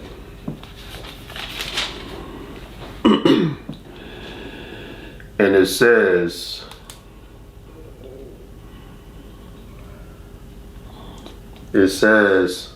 and thou shalt put them upon Aaron thy brother, and his sons with him, and shalt anoint them, and consecrate them, and sanctify them, that they may minister unto me in the priest's office.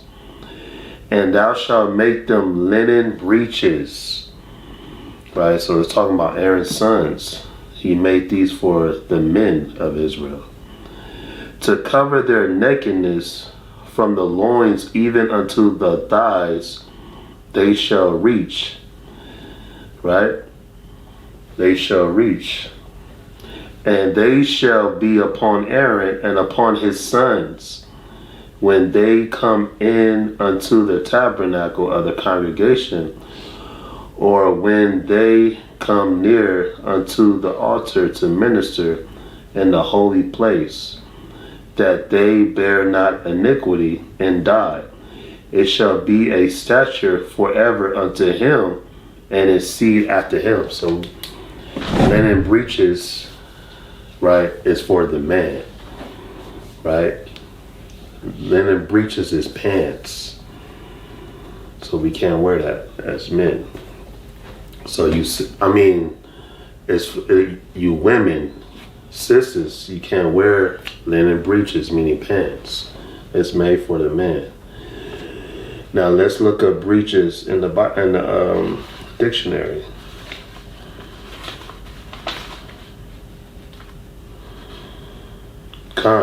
Right, so it says breech. Right, in the Zondervan Compact Bible Dictionary it says pants ending near the knee. Number 2, buttocks rump. Number 3, the part of a firearm at the rear of the barrel. Right, so breech means pants. It's in the dictionary, right? Right, so pants is made for the men and dresses is made for the women. Right? Now let's go to 1 Timothy 2:9. Right. Right, 1 Timothy chapter 2 verse 9, it says, in like manner also that women adorn themselves in modest apparel, with shamefaced and sobriety, not with broided hair, or gold, or pearls, or costly array. So it says, in like manner also that women adorn themselves in modest apparel. What is modest apparel? Modest apparel means to dress respectfully, being modest, beautiful dresses, like you see in the Disney movies. The princesses, they had dresses, right? You can swag it out, you know what I'm saying? Our sisters got talent, right? So, you know, swag it out how you like it. You can wear leggings under the dresses, right? But you have to wear a dress, right? As an Israelite woman, right? To the spirit. Now let's go to 1 Corinthians 11:5.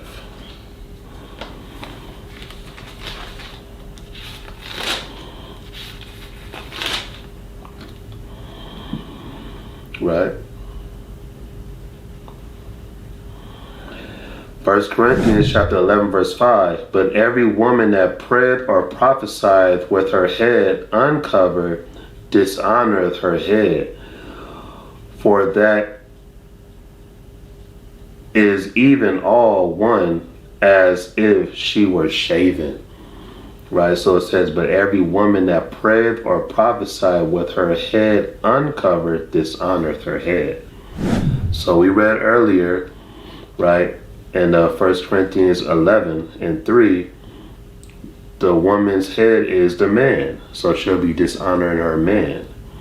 And if she, you know, if the sister's single, she'll be dishonoring whoever's she's under, that she's learning from, and the men of the Most High. Right? And we read in verse 1, in 1 Corinthians 11 and 2, it says, and keep the ordinances. And we know the ordinances means the law. Right? So that's a law that the women got to have her head covered. Right?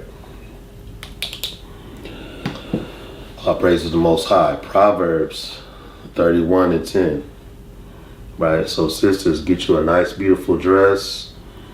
Get you some fringes. Swag it out. Make it look nice. Right? Because you are presenting yourself to Yahweh. You know what I'm saying? And the men of Israel. Right? Get you a beautiful, nice head wrap. Right, sisters? Because y'all are the daughters of Zion. Y'all princesses. So y'all gotta look like a princesses. Look the par. Look nice. Right?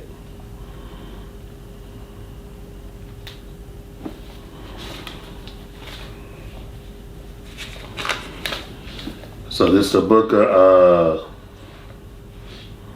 Proverbs 31 and 10. It says, who can find a virtuous woman? For her price is far above rubies. So in this truth, sisters, you want to be a virtuous woman. Right? If you read Proverbs 31:10 all the way to 31, it'll teach you and it will show you how to be a virtuous woman. And it's truth. Right? Right, sisters? Right? So you want to be a virtuous woman. You don't want to be a nigger woman, right? To act like a man. Very masculine, talk over men, disrespectful.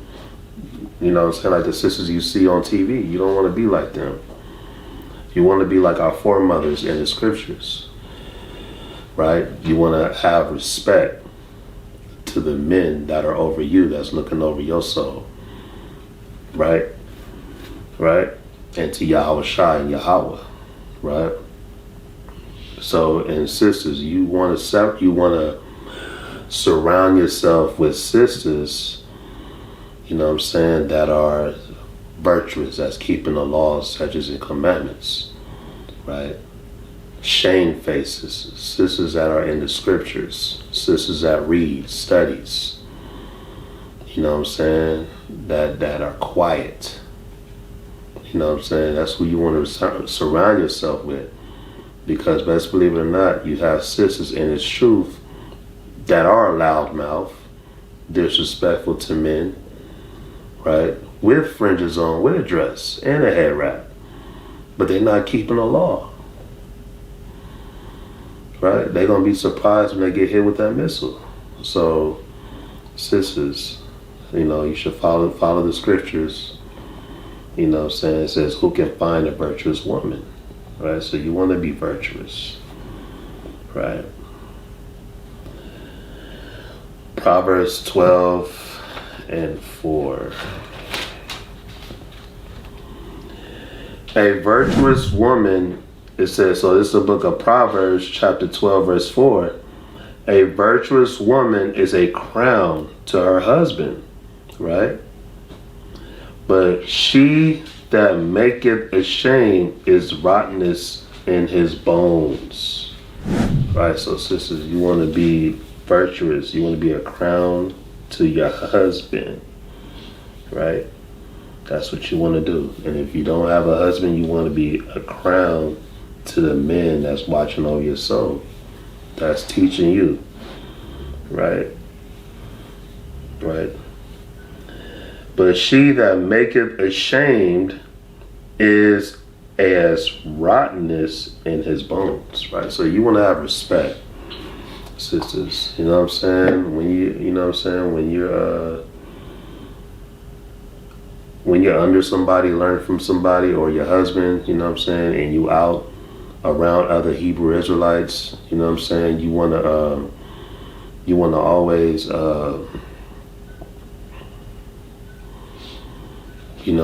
have respect. You want to shalom the brother that you learn it from. Before anybody else, because you learn it from that man. or your husband. Show that man respect, and that will let all the other brothers know that you're virtuous, that you're keeping the laws, statutes, and commandments.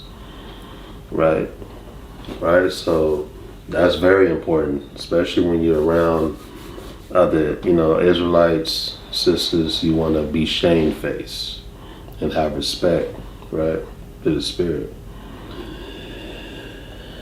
Right?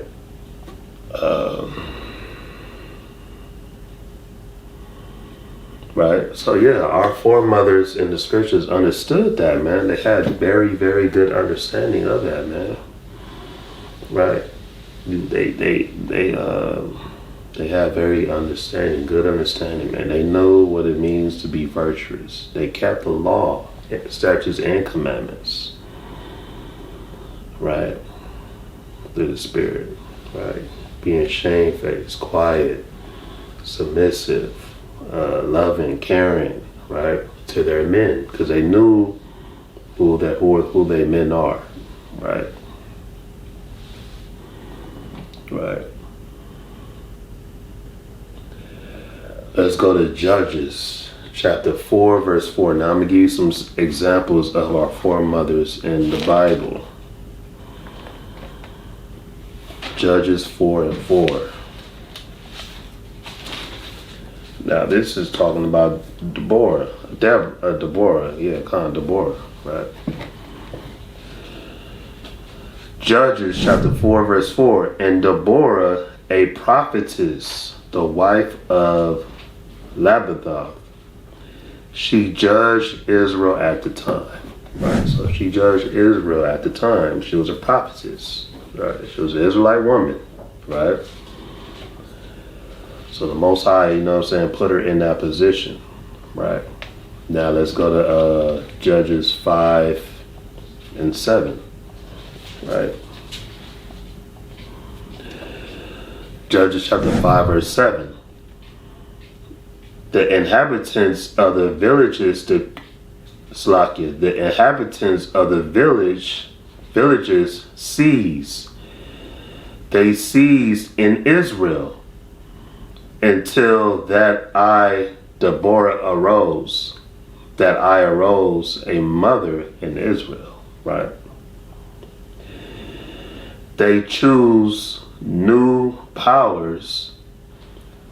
Then was war in the gates, and there a shield or spirit seen among 40,000 in Israel, right?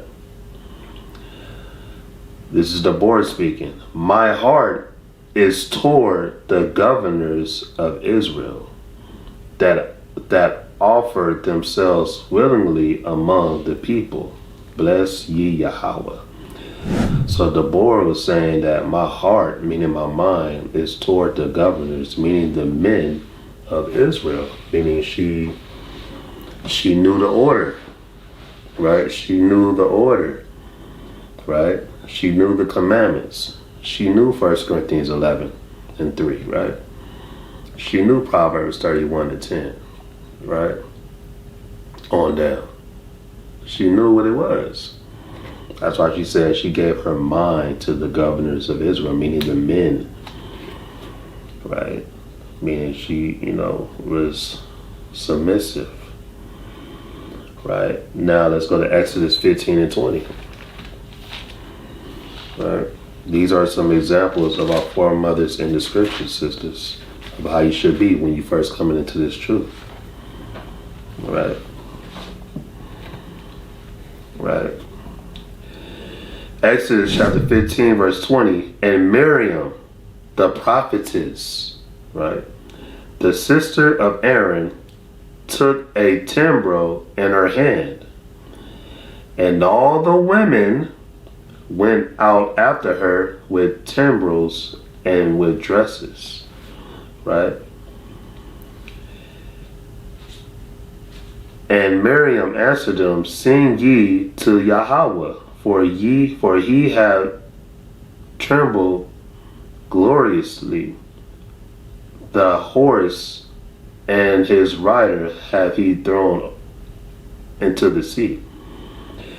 Right, so Miriam, the prophetess, she knew the order also, right? Because all the sisters went after her, right? So that was letting you know that she only taught women and sisters and children. She only taught the women, right? Because she was a prophetess, so she knew the order, right?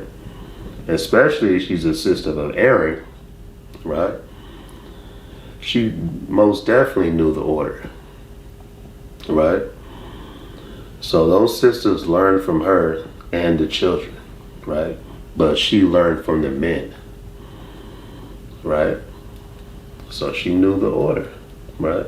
And also she was dancing and having a good time, man, as sisters are supposed to, right? There's nothing wrong with sisters laughing and giggling, you know what I'm saying, and having a good time, man, right? But, you know, when that time is right, you know, when men are teaching and, you know what I'm saying, and bringing it out, you know, sisters have to be in order and silent and learning, right? Taking notes, right? To the Spirit. All praise to the Most High. So that was Deborah, that was Miriam. Now let's go to Susanna. Right, let's go to Susanna chapter 1 verse 31. Right, these are some examples of our foremothers.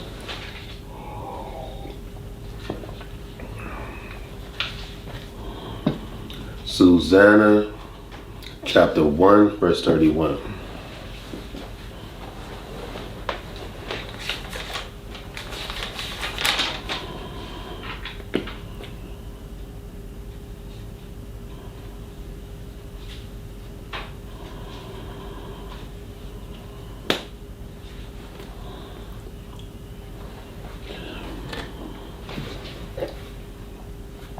This is the book of Susanna, chapter 1, verse 31. Now Susanna was a very delicate woman, right? Meaning she was very, very attractive. And beautiful to behold, right? And these wicked men commanded to uncover her face, for she was covered, that they might be filled with her beauty. So Susanna was a very attractive sister, right? Very attractive sister. But she was covered. She covered herself. She covered her face, meaning she was shamefaced, right? So that's an example of one of our foremothers, right? She was shamefaced. She covered herself. She respected her body. She covered her body, you know. Even though she was very attractive, she still covered her body and her face, right? Nowadays, you know what I'm saying, our sisters in this world, you know, they showing their whole body, right, to the whole world. Our foremothers didn't do that, right? They didn't do that, right? They respected themselves. Read again, Susanna chapter 1 verse 31. Now Susanna was a very delicate woman and beautiful to behold, and these wicked men commanded to uncover her face, right? For she was covered, right? So she was covered, right? That's another example of our foremother sisters. Now let's go to 1 Samuel, right? 1 Samuel chapter 25 and 3.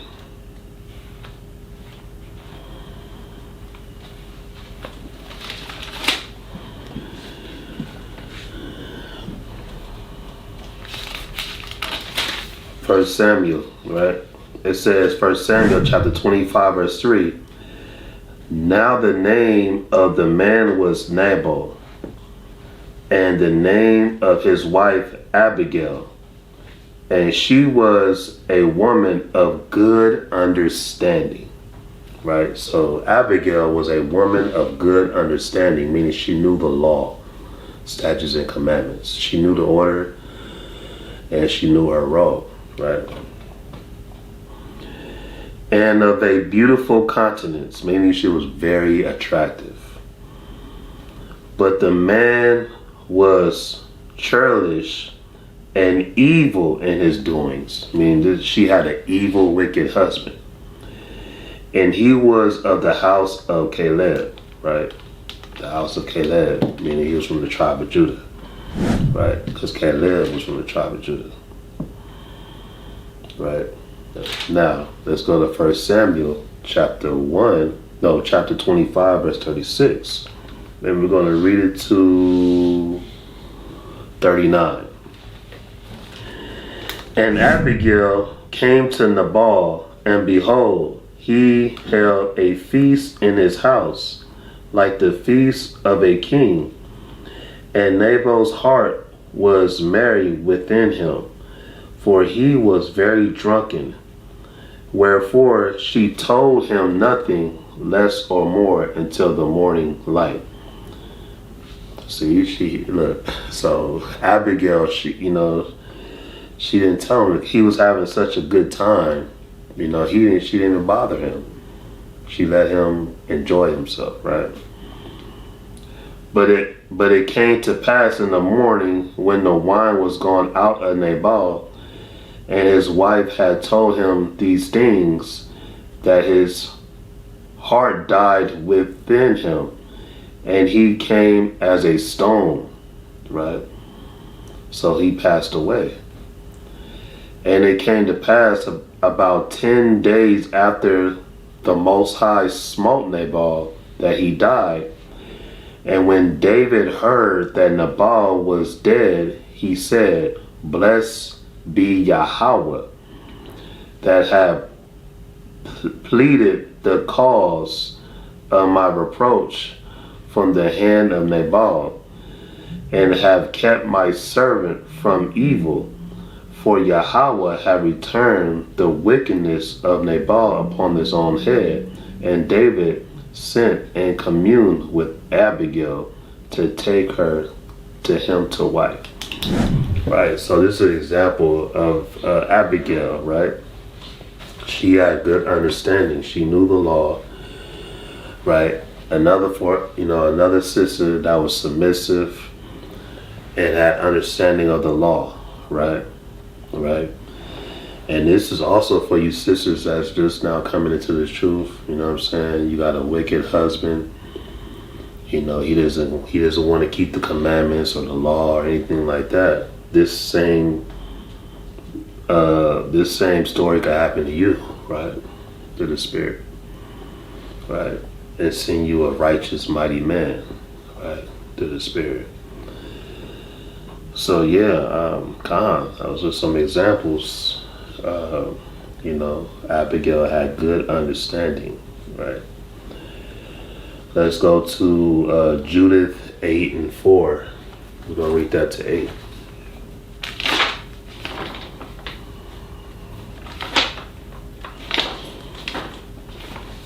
Judith chapter 8, verse 4.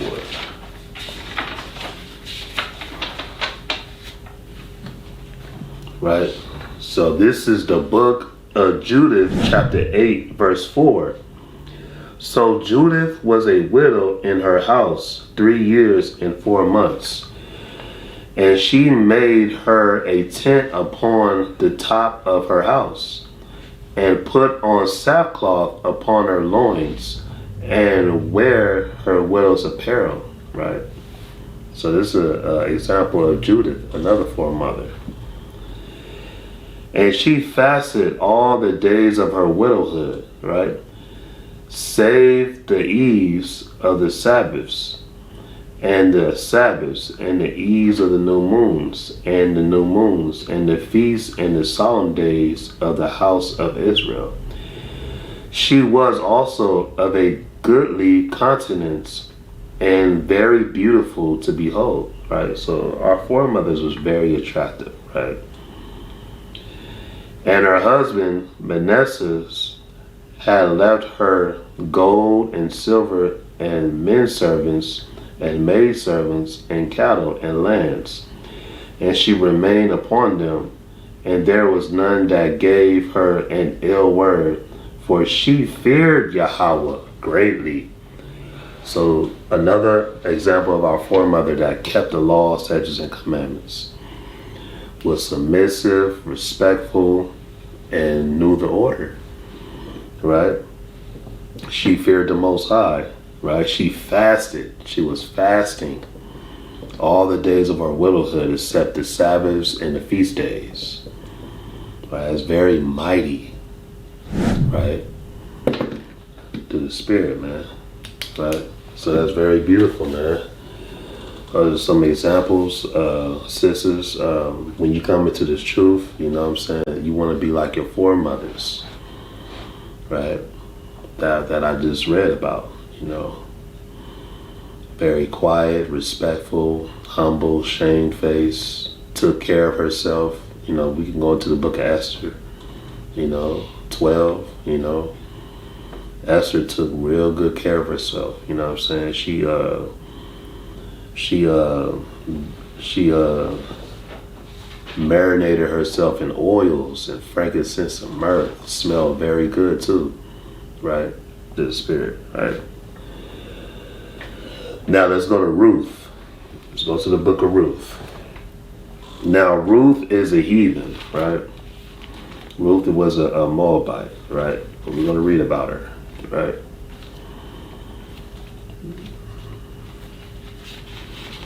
Right. She not our foremother, but she's a Moabite. But you know, she was also she showed submissiveness to. We're gonna read about him right now. Boaz, you know. So this is the book of Ruth, chapter 3, verse 8. Right, Ruth actually left her tribe, her heritage, just to serve the Most High Yahweh, right, and to be submissive and kept the law, statutes, and commandments, right, for Boaz, right, to the spirit, right. Still a heathen though, right, but I'm showing you that, you know, these women, you know what I'm saying, the biblical, and you know, in this time, you know, they knew what it was.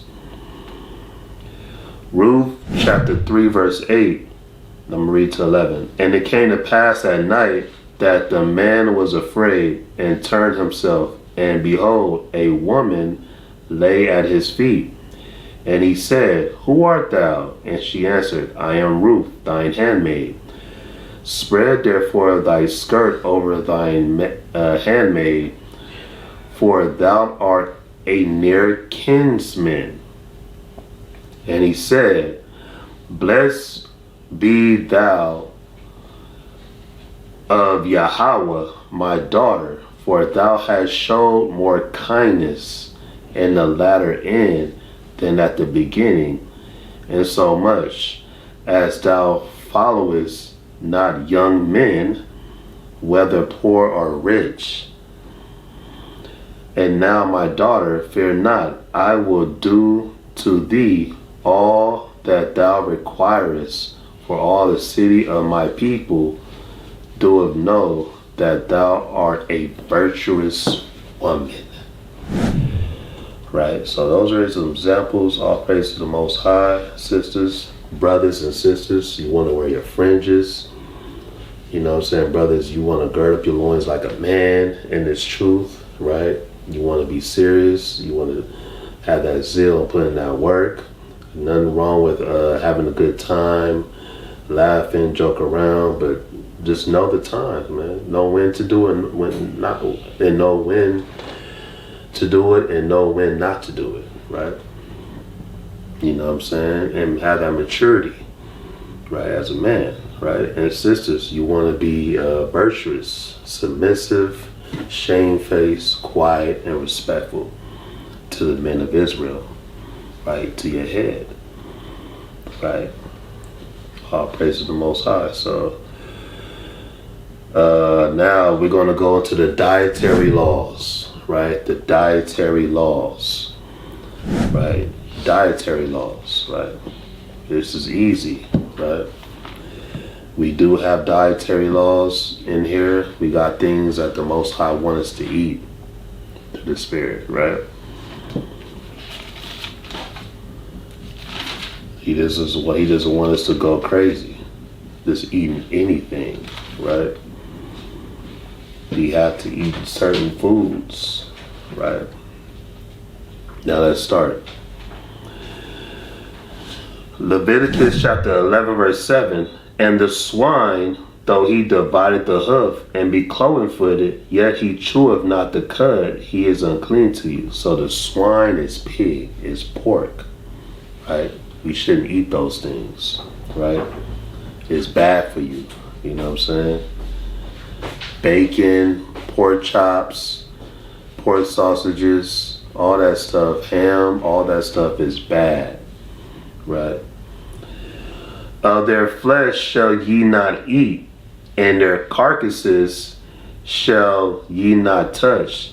They are unclean to you. So the pork is unclean to you. The pig, you have to put down, man.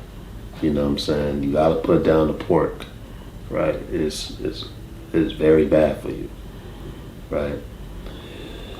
Right, the chillins, all that stuff, the El Pastor, got to put it down. Now let's go to Leviticus 11 and 9. Leviticus chapter 11 verse 9. These shall ye eat of all that are in the waters, whatsoever have fins and scales in the waters, in the seas, and in the rivers, them shall ye eat, right? So if you got fins and scales, you can eat those things, right? When it comes to the animals in the ocean, right? And all that have not fins and scales in the seas and in the rivers and in all that move in the waters, and of any living thing which is in waters, they shall be an abomination unto you. They shall be even an abomination unto you. Ye shall not eat of their flesh, but ye shall have their carcasses in abomination, right?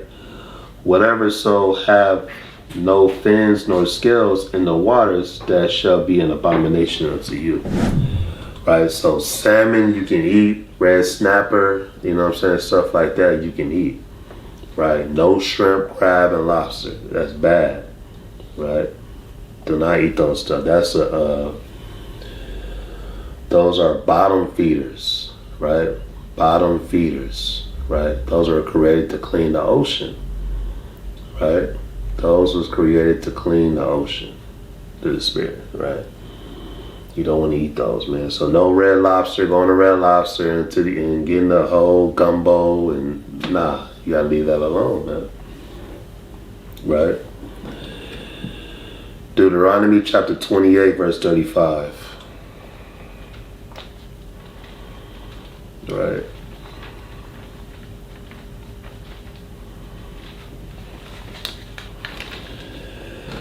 This is the book of Deuteronomy chapter 28 verse 35.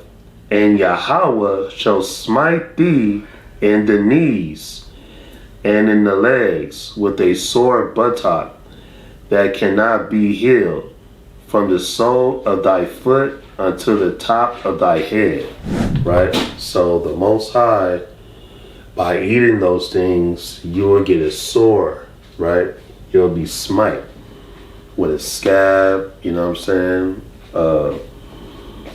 With a botch, you know what I'm saying? On your foot, or any part of your body. That's why a lot of our people, you know what I'm saying, walk around with swollen, their foot is swollen, head swollen, arms, because they eating shrimp, crab, and lobster and all that pork. And also if it runs in their family. This history of eating none but pork and shrimp, crab, and lobster and all abominable foods, right? That's against the Bible, right? There's certain things that you can't eat. You cannot eat no wild animals, right? Rabbits and all that, you know what I'm saying? Rabbits and What else, our brothers? It said frog legs, all that stuff is abominable, man. Right. Now let's go to 61. Deuteronomy chapter, and those are curses, right? Deuteronomy 28 and 61. Also, every sickness and every plague which is not written in the book of this law, them will Yahweh bring upon thee until thou be destroyed. Right, so the Most High is going to destroy you, right, with a sickness that's not written in the book of law if you continue to eat abominable foods. That's why a lot of our people have heart attacks out of nowhere. You know, all these sicknesses and diseases don't know where it's coming from, right? Through the Spirit, right? Matthew 8 and 28, right?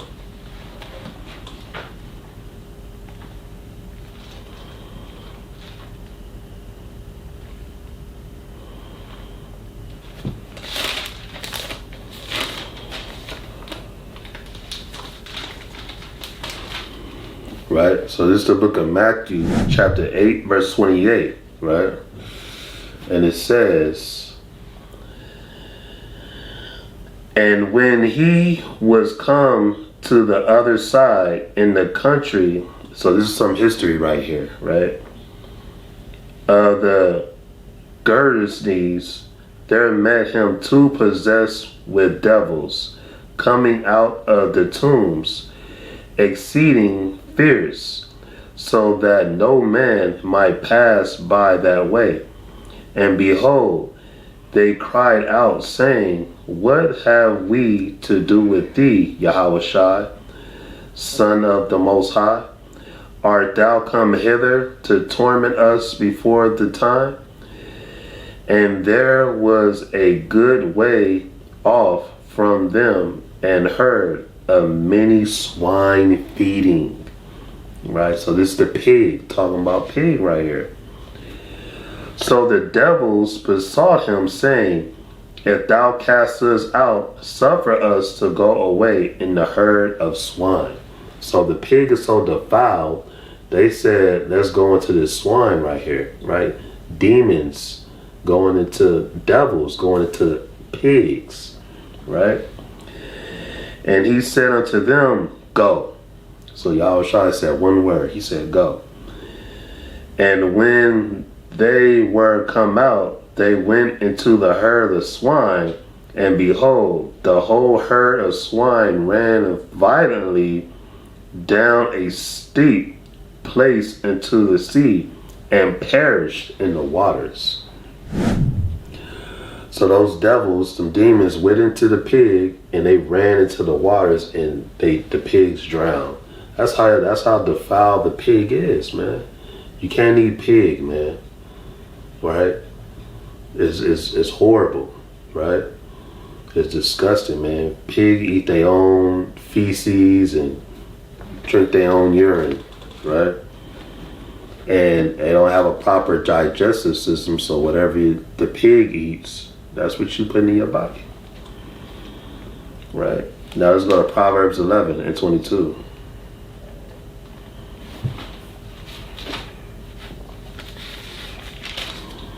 Right. It's the book of Proverbs, chapter 11, verse 22. As a jewel of gold in a swine's snout, so a jewel of gold in a swine's snout, a pig's snout, so is a fair woman, meaning a beautiful woman, which is without decision, right? The surgeon, right? This scripture is comparing a jewel, right? The woman is the jewel, right? But she's not keeping no laws, statutes, and commandments, and she's out of order. It's compared her into a swine's snout, right? That's how it's comparing it to the most defiled animal, right? The most abominable animal, right? Because the pig has this job: is to clean. Is to clean the land. It's like a garbage disposer, right?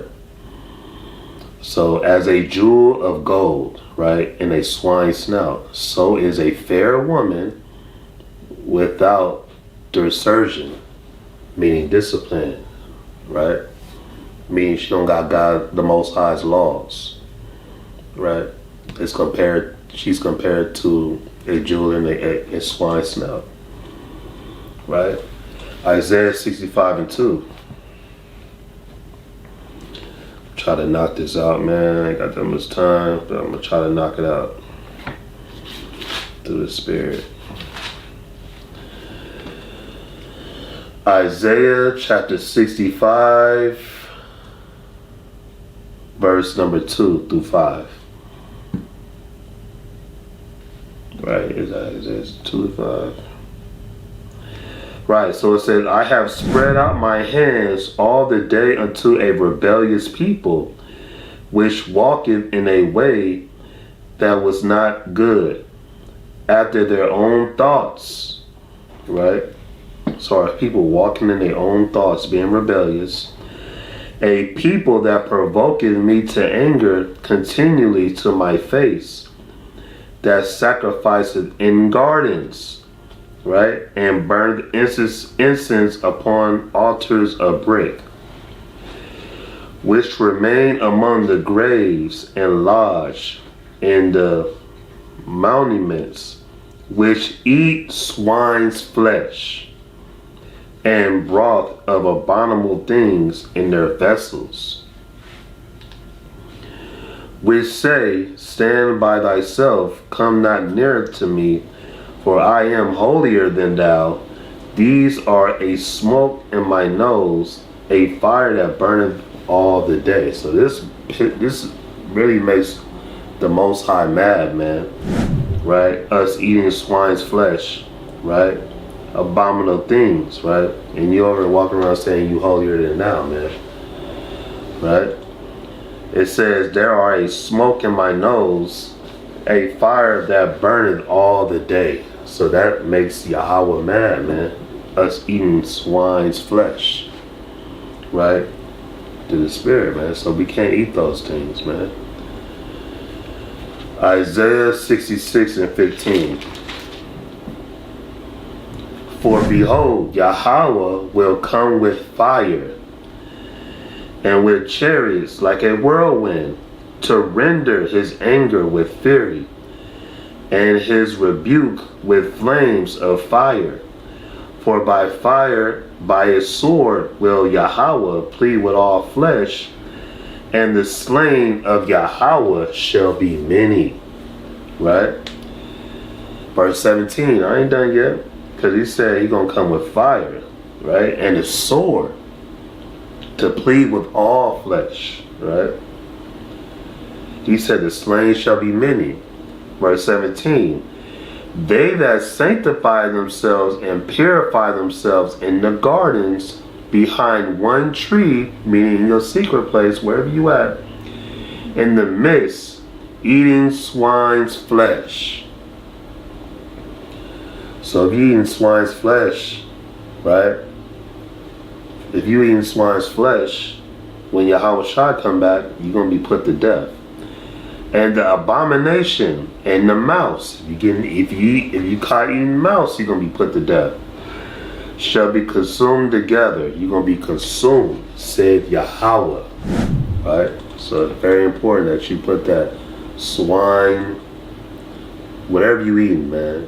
If you're eating spiders and mouse and all that, you're going off. Right? You can't be eating that stuff.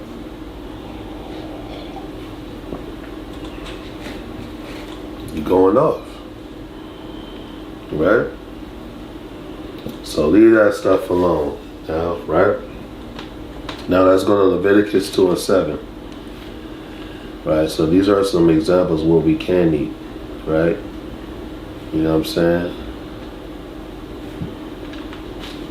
Leviticus chapter 2 verse 7. And if thy oblation be a meat offering baken in the frying pan, and it shall be made of fine flour with oil.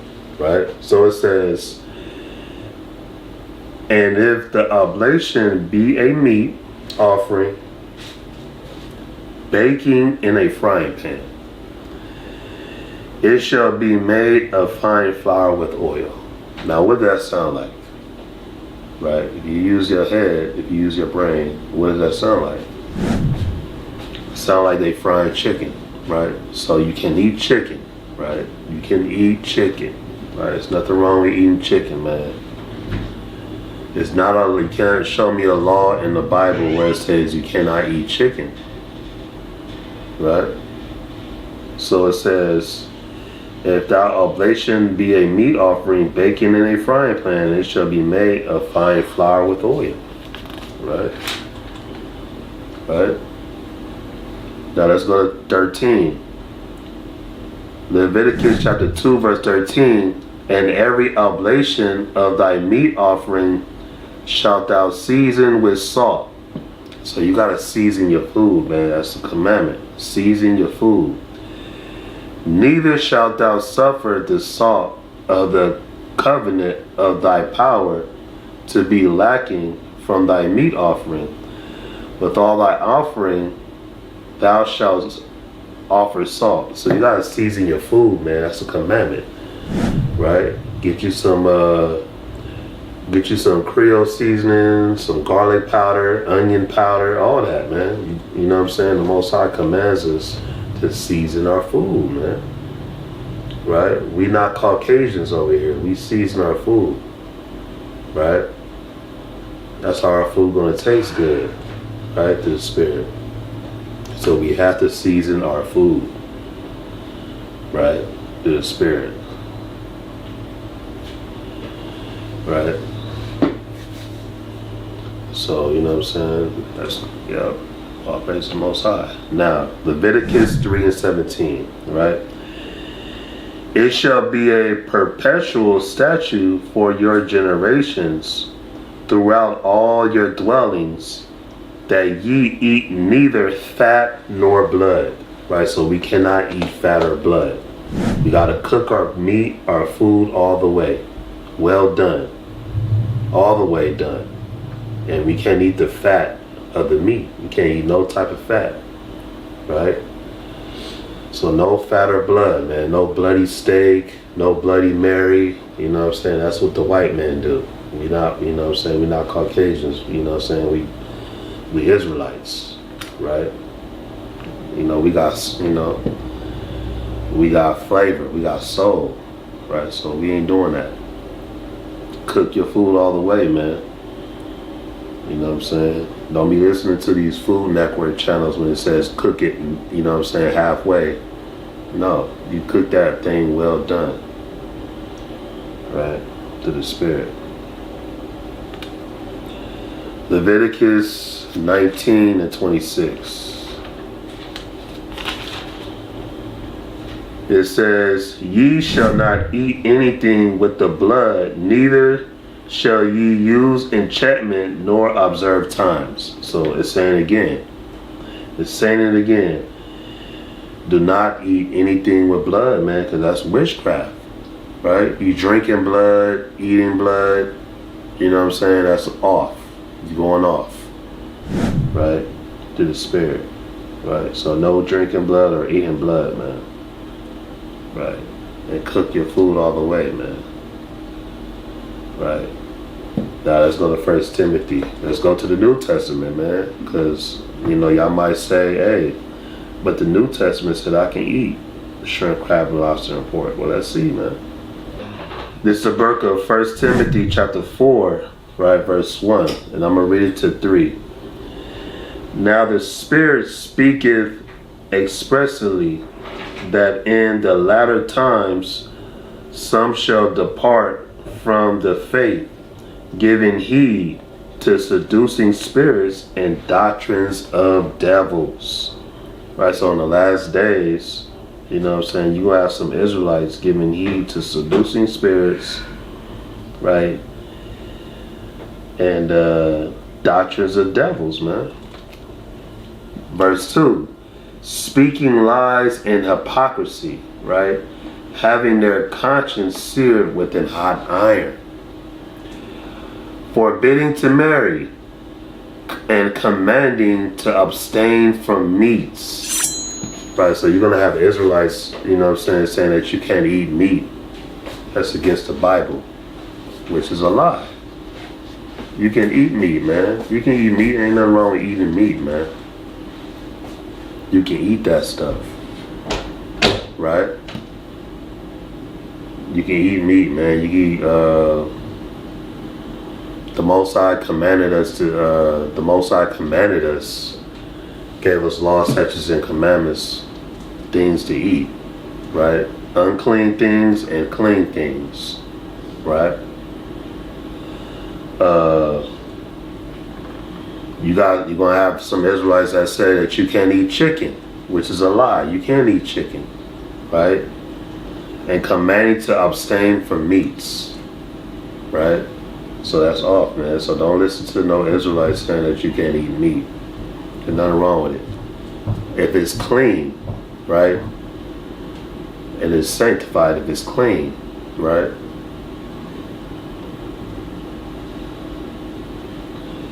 Which the Most High have created to be received with thanksgiving of them which believe and know the truth, right?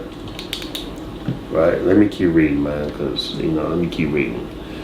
For every creature of Yahweh is good, right? So they'll read that and say, you'll have somebody, a Christian, come up to you and read that and say, everything is good of Yahweh. Yes, everything is good, right?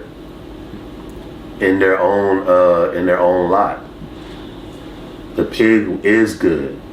It's good to clean the land, right? To do its purpose. The shrimp, crab, and lobster is good for its purpose, to clean the ocean. That's its purpose, not to be eaten.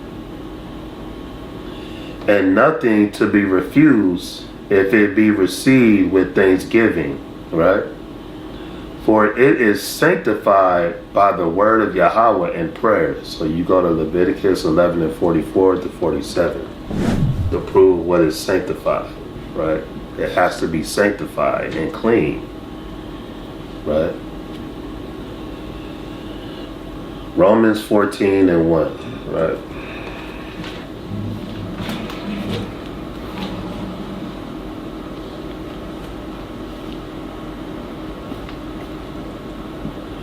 Romans chapter 14, verse 1.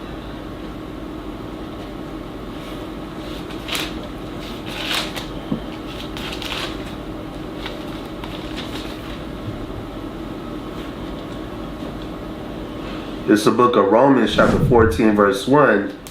Him that is weak in the faith receive ye, but not to doubtful disputations. For one believeth that he may eat all things, another who is weak eateth herbs.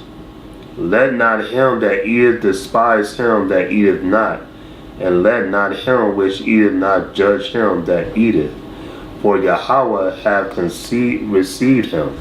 Right, so there's nothing wrong. It says, for one believeth that he may eat all things.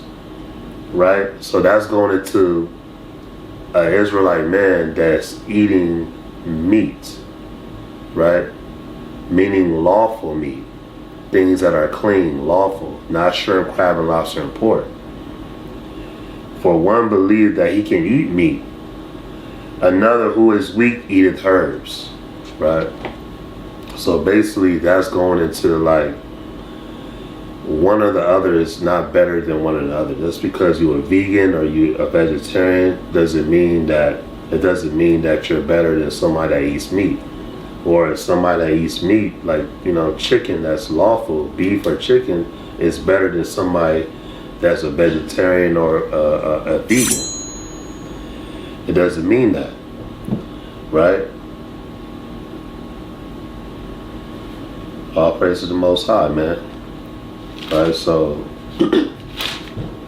stay away from brothers and stay away from camps that say that you can't eat chicken. That's going off. 1 Corinthians chapter 8, verse 8. But meat condemneth us not to Yahweh. For neither if we eat are we the better, neither if we eat not are we the worse. Right, so you can eat meat, man. That's another example. You can eat meat. Beef, chicken, clean meats, right? Lawful meats. You can eat those things, right? You go to the grocery store and get organic. Get those things organic. Go to Whole Foods, go to Sprouts, right? Proverbs 15 and 17.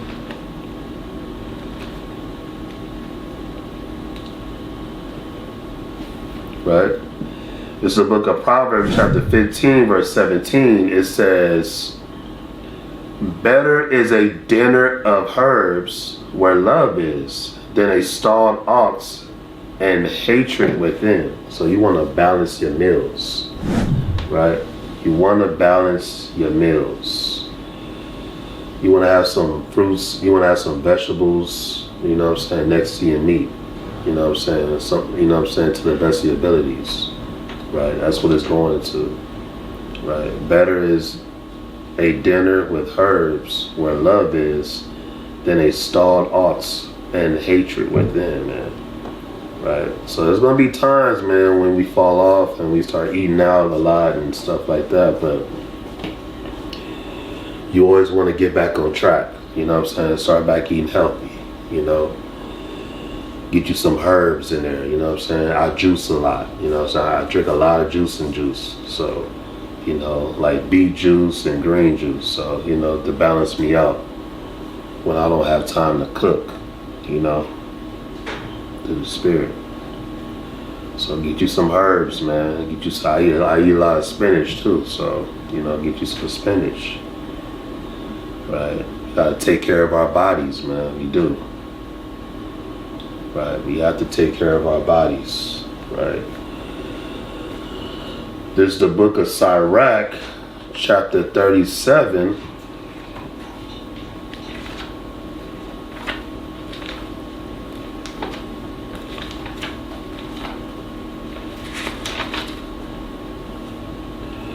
Sirach, chapter 37.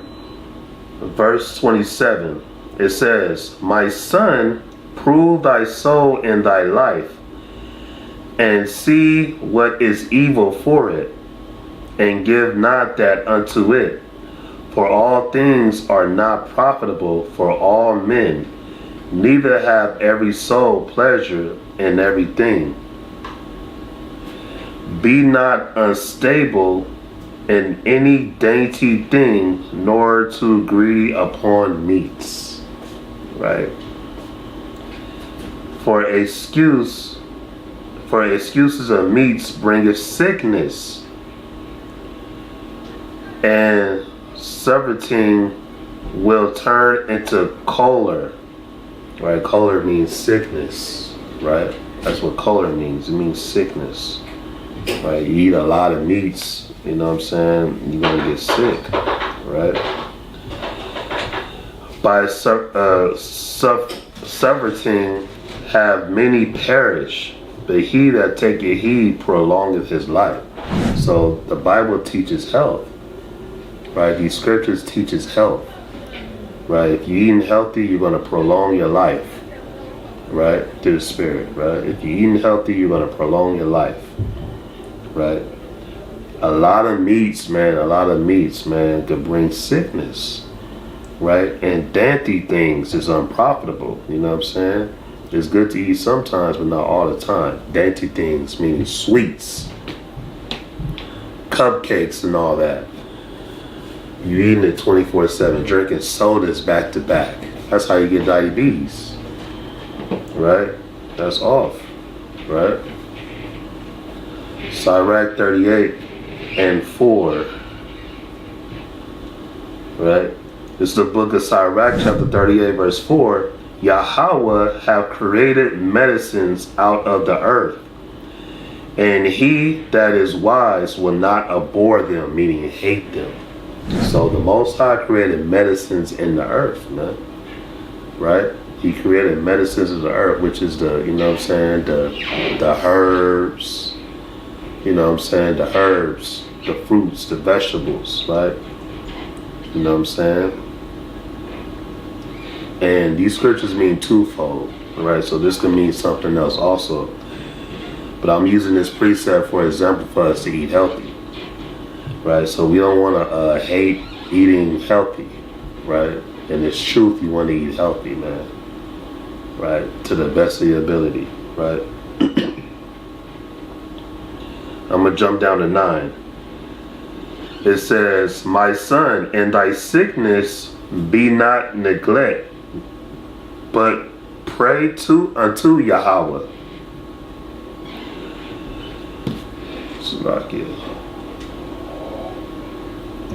I'll read it again. Sirach 38:9. My son, in thy sickness be not neglect, but pray unto Yahweh, and he will make thee whole.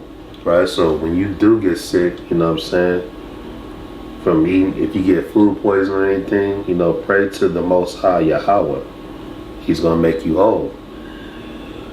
Verse number 10, leave off from sin and order thine hands, all right? And cleanse thy heart from all wickedness. All right, so sometimes when you get sick is because you in sin, right? You know what I'm saying?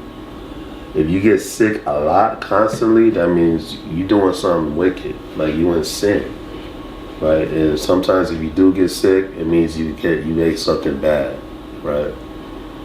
So health is very important, man, right?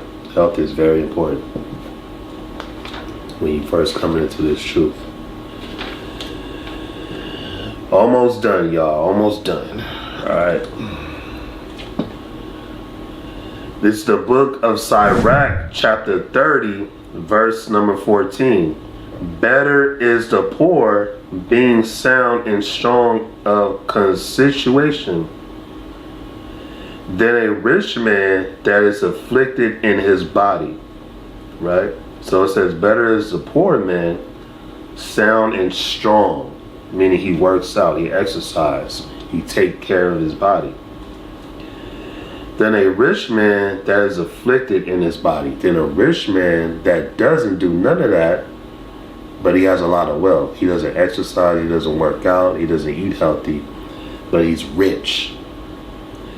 Verse 15, health and good estate of body are above all gold. Right? Health and a good estate of body are above all gold, and a strong body above infinite wealth. Right? So a strong, healthy body, man. You hitting them push-ups, pull-ups, dips, you lifting weights, right? You healthy, you taking care of your body, man. Because in 1 Corinthians 3:16 it says, are ye the temple of Yahweh? You the temple of the Most High, so take care of your body. Right? The Most High said that's better than having riches, man. Right? There is no riches above a sound body, and no joy above the joy of the heart. Right? Death is better than a bitter life or continual sickness. Right? So you want to eat healthy, man. Work out. There's nothing wrong with working out, man. Don't let these Israelites out here, when you first come into the truth, tell you that you going off by working out. We just read that you're gonna work out. Exercise, man. Take care of your body, man. You got some Israelites like that, man. I would tell you not to. I mean, you know what I'm saying? We'll pull scriptures letting you know that you know what I'm saying, if you work out, you're going off. No. Our forefathers had to train for war, right? Our forefathers went to war a lot, so they trained, they worked out, they exercised, right? They had to prepare for battle, right? So, you know what I'm saying? That's what we do. We exercise, we work out. The Most High believe in the just balance. You work out, exercise, study, and read, right? Right? That's part of being a man, man. Get you that, you know what I'm saying, work out. Right? Nothing wrong with that. I mean, I'm not saying be a bodybuilder out here. No, just, you know what I'm saying? You know, take care of your body, man. John 3 and 2. Right? Right? John 3 and 2.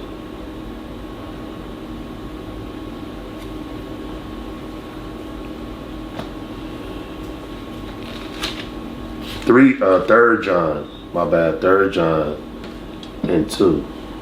It says, Beloved, I wish above all things that thou mayest prosper and be in health, even as thy soul prospereth. So you know what I'm saying? John was saying, hey man, you know what I'm saying? John was saying, man, I wish that y'all was, you know what I'm saying, be in good health. Right, he was talking to his Israelite brothers because at this time they was not healthy at all. They searched the scriptures, they studied, you know what I'm saying, there was, you know, they did all that, but their health was off. Right? They had all this wisdom, knowledge, and understanding, but their health was off. Right? So that's why John was saying, man, I wish y'all, man, you know, get healthy, man. Get on the exercise tip.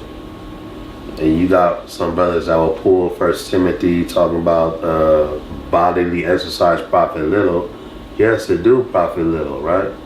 The reason why he said that is because Israelites at that time was taking on Greek customs, like going, you know what I'm saying, you know, doing Greek sports. They wanted to be in the Olympics, right? So they took on that.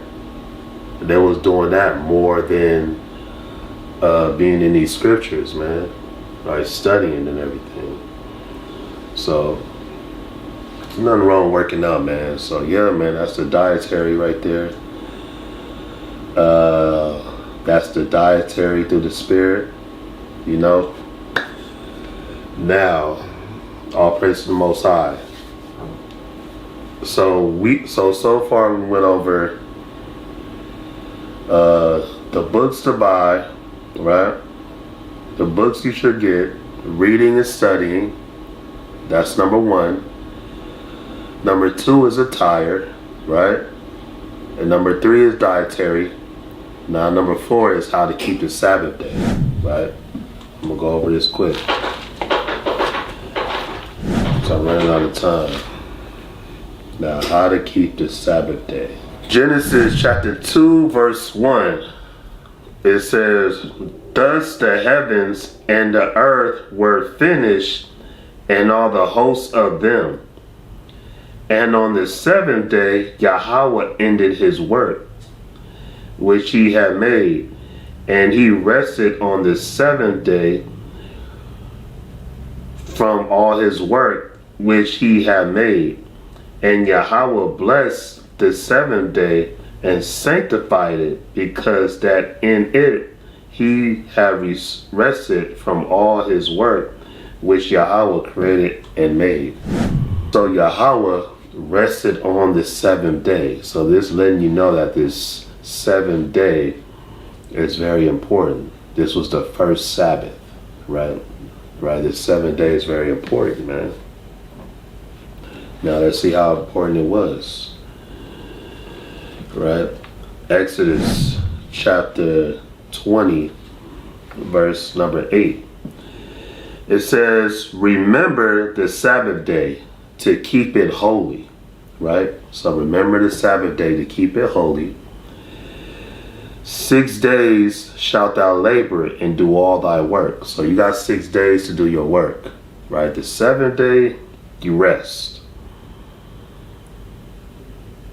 Right? But the 7th day is the Sabbath of Yahweh thy power.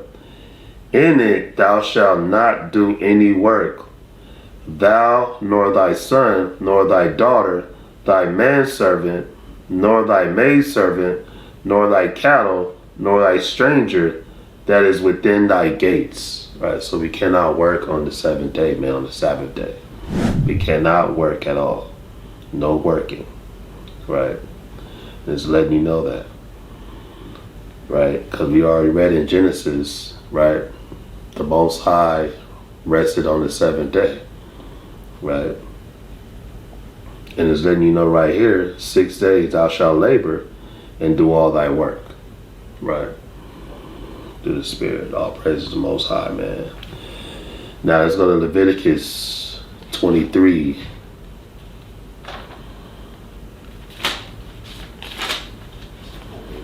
Leviticus 23 and 1 through 3. Leviticus chapter 23 verse 1. And Yahweh spake unto Moses, saying, Speak unto the children of Israel, and say unto them concerning the feast of Yahweh, which ye shall proclaim to be an holy convocation, even these are my feasts. Right, so a holy convocation, meaning we have to gather. You got to gather with like-minded brothers and sisters in this truth, right? That's what we have to do. It don't have to be a whole lot of people. It could be one brother, two brother, three brother, four, right? Or it could be 10. You have to gather, right? And that's when, you know what I'm saying? You know what I'm saying? You going to, if you want to join a camp, you know what I'm saying? You know what I'm saying? That's a benefit. That's a benefit of joining a camp, right? Because you're able to gather with brothers and sisters in this truth, right? But first, before you join a camp, you want to prove the camp that you're going to join, right? You got to apply Sirach, right? 6 and 7. I'm going to go through that later on. Right, you gotta apply Sirach 6 and 7, man. Right, and you know, when you congregate, you know what I'm saying. If you do desire to join a camp, you make sure you prove them, brothers, man. You don't hop into a situation right away. You don't do that, right? You know what I'm saying? Because that could be a wicked camp. Right, you got righteous camps and you got wicked camps, and that's the truth coming into this truth, right? You know, you got make sure, you know what I'm saying, when you come into this thing and you finna join a camp, the doctrine is a solid doctrine, sound doctrine, right? That you agree on, and make sure the brothers and sisters are sincere, right? And yeah, you prove them brothers and sisters over there, man. You just don't join the camp right away. I don't care if they tell you they want you to be, that we like you and we want you to be from this camp, and it's only been 2 days. So how you gonna ask a brother to join the camp and it's only been a day or two, right? So watch out for that. You know what I'm saying? You know, that's a red flag.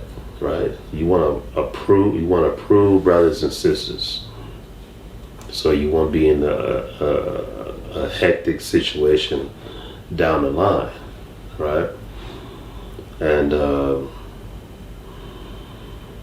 also, if you're going to prove a camp, man, if you're going to go prove a camp and congregate with them brothers and sisters, you know what I'm saying? You know. Make sure, you know what I'm saying, your spirit bear witness with that camp before you congregate. You know, you chop it up with them, you know, see where they spirit at, because you got some camps that's sensitive, man. You got some leaders that's sensitive, man, and emotional, getting their feelings because you didn't join their camp and you went to go join another camp, right? So they'll be in their feelings, man, you know, so be careful with that, right? So, you know, just right, let it be known that, hey man, I'm here to congregate, you know what I'm saying? I'm just here to congregate, you know. I'm applying Sirach 6 and 7. And they gotta respect that, you know.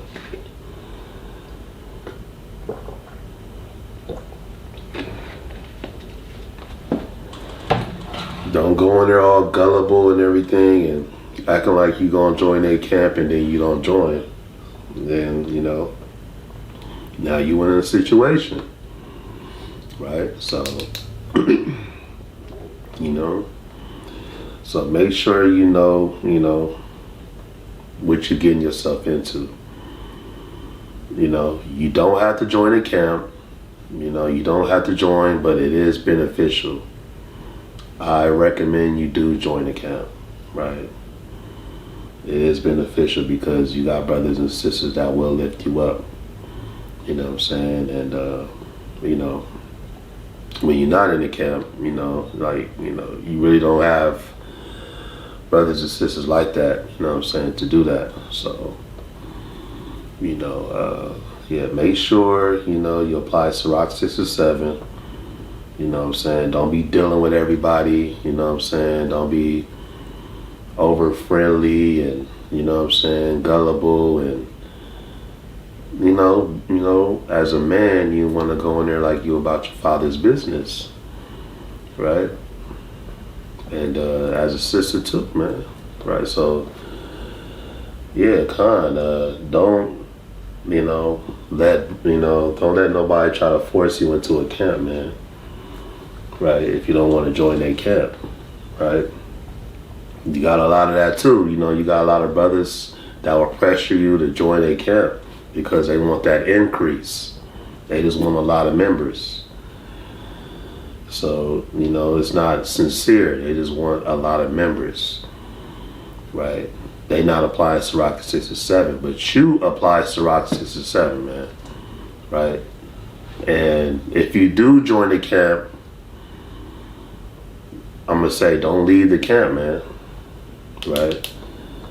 Don't leave the camp because, if you leave the camp, by experience, this is all experience I'm telling y'all, if you leave the camp, you know what I'm saying, and you could be in a situation, if you join another camp and now you really gotta study, you know what I'm saying, and study doctrine and and you just never know, man, what situation you might get into, right? And you can't be surprised if you leave a camp and then somebody leave you, right? So, yeah, that's why it's best that you prove a camp, apply Sirach 6 or 7, don't hop right in the camp, you know what I'm saying? I will say proving a camp to join, I will wait, man. I will wait for I don't want to say a time limit, but I wouldn't hop in it right away. You know what I'm saying? Just, go out there with their street teaching, go to if they don't have a school, just go out there and see how they operate, how they move. You know what I'm saying? Just fill everything out, right? If they got a school, go to their school, fill everything out. You know what I'm saying? Apply, just, see those brothers is righteous, because, you just don't want to be in a messed up situation, man. But I do advise brothers and sisters to join the camp. But, like I said, there's wicked camps out here. You got brothers out here that's out of order. You know what I'm saying? They just, I'm not saying all, what I'm saying, some. It just, you'll see, when you come in this thing, man, you're going to see a lot. I've seen a lot. I've seen a lot, man, and been through a lot in this truth. So, that's why I'm doing this video, through the Spirit, right? So, all praise to the Most High, man. Yeah. But I'm going to talk about more about this a little later on during the video. Now let's go. So you do have to congregate, a holy congregation, right? You have to congregate. Right, now let's go to Exodus 35:3. Right? You don't want to be hopping from camp to camp either, man. As soon as you leave one camp, now you all over the place. Now you in 5 camps, 4 camps, 7 camps. See, this is an ongoing process. So you want to stay where you at, man. Right? If you want to join the camp, you stay in that camp. Don't leave the camp. It's going to be ups and downs, right? That's why I said, that's why you're supposed to build your spirit up so you can be strong. Right? You just don't want to hop into something. You hear about the truth, oh, I'm joining the camp. No. You know what I'm saying? Watch the videos, you know what I'm saying? Congregate, you know what I'm saying? And then study, build your spirit up, fast, pray. Pray to the Most High to tell you which camp you should join. Should you join a camp or not? Right? Do that. You know? Sirach 67 is a powerful scripture, man. I wish I had somebody tell me all this stuff. You know what I'm saying? But I didn't. But now I'm here telling y'all. So Exodus chapter, like the basic stuff. So Exodus chapter 35 verse 3. Ye shall kindle no fire throughout your habitations upon the Sabbath day. So no cooking on the Sabbath, right? No cooking, right? You cannot cook on the Sabbath day, man. The 7th day. The Sabbath is from even unto even. So we start from Friday sundown to Saturday sundown. That's the Sabbath day, right? That's our Sabbath, right? So no cooking. No turn on the oven.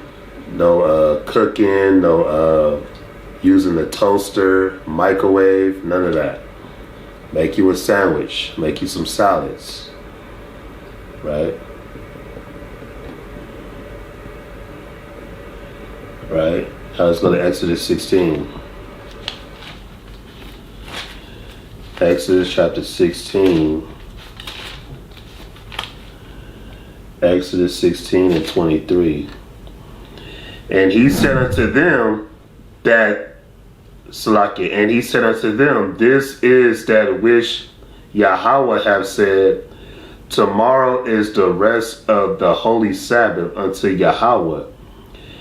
Bake that which ye will bake today, and seize that ye will seize, and that which remaineth overlay up for you to be kept until the morning. Right? So the Most High is telling you to bake whatever you have before the Sabbath days coming. Prepare. And they laid it up till the morning, as Moses bade, and it did not stink, neither was there any worm therein.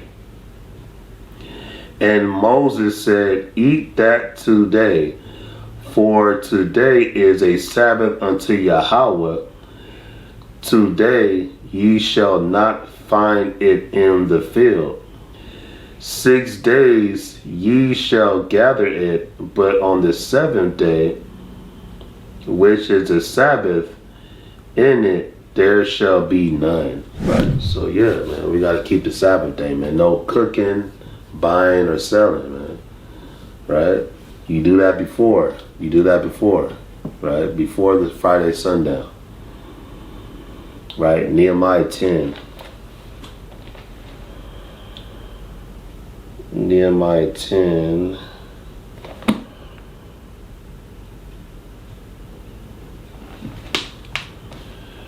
Nehemiah 10.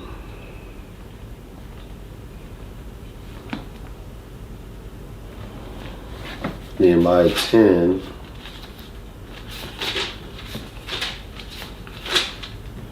And 31. And that the people of the land bring ware or any victuals on the Sabbath day to sell, that we would not buy it of them on the Sabbath, or on the holy day, and that we would leave the 7th year and the expiation of every debt. All right, so it says, if any people of the land bring ware or any visuals on the Sabbath day to sell, we would not buy it. Right? So no buying or selling on the Sabbath, man. There you go. Boom, it tells you right there. No buying or selling on the Sabbath day. Right? All praise to the Most High, man. Nehemiah 13 and 15. Right? Nehemiah 13 and 15. Now this is some history right here. Right? 15 to 21. Right? In those days saw I in Judah some trending wine presses on the Sabbath, and bringing in sheaves and lading asses, as also wine, grapes, and figs, and all manner of burdens which they brought into Jerusalem on this Sabbath day. And I testified against them in the day wherein they sold victuals. Right? So it's Nehemiah right here. Right? There dwelt men of Tyre also therein, which brought fish and all manner of ware, and sold on the Sabbath unto the children of Judah and in Jerusalem. Right? Then I contended with the nobles of Judah, and said unto them, what evil thing this that ye do, and profane the Sabbath day? So they were profaning the Sabbath, trying to sell, right? Make merchandise, right? That's why it says in verse 15, I testified against them in the day wherein they sold victuals, right? Verse 18, did not your fathers thus, and did not our power bring all this evil upon us and upon this city? Yet ye bring more wrath upon Israel by profaning the Sabbath. Right? Verse 19, and it came to pass that when the gates of Jerusalem began to be dark before the Sabbath, I commanded that the gates should be shut, and charged that they should not be opened till after the Sabbath. So this is Nehemiah telling them this. Don't open the gates. Gates should be shut, man, before the Sabbath come. And some of my servants set I at the gates, that there should no burden be brought in on the Sabbath day. So the merchants and sellers of all kind ware lodged without Jerusalem once or twice. Right?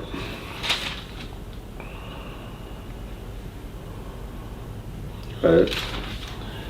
Verse 21, then I testified against them. I said, whereunto them, why lodge ye about the wall? If ye do so again, I will lay hands on you. From that time forth came they no more on the Sabbath. Right? He said, I'm going to lay hands on you. Right? Nehemiah said, I will lay hands on you if you keep coming around here, man. They was over there posted by the wall, man, waiting for them gates to open. And Nehemiah said, what y'all doing over here, man? Get up out of here. It's a Sabbath, man. No buying or selling. You come over here again, I'm going to put my hands on you. I'm going to put paws on you. So that was an example of how very important the Sabbath day is, man. Right? You want to keep the Sabbath, right? To the best of your abilities, man. We in captivity, you know what I'm saying? You might have to work. You know what I'm saying? You might have to work on the Sabbath, you know what I'm saying? But try your best to get the Sabbath day off. You got some brothers in this truth that work Fridays, Friday nights, you know what I'm saying, on the Sabbath. They do graveyards, but as soon as they get off, they go right to camp. Or they go, you know what I'm saying, right to congregate. We in captivity, man, so, you know what I'm saying, hey, you gotta try your best, you know, to the best of your abilities, right? You know, depending on what job you got, you know what I'm saying, if you are working on the Sabbath on Friday, at least, you know, read or study, you know, or, you know, don't buy or sell. If you're working on the Sabbath, don't buy or sell. You don't supposed to be working, but like I said, we in captivity, you know, we really don't have control of that, so, you know, just don't buy or sell, man. But you got to keep the Sabbath day, which is no working. Right, so.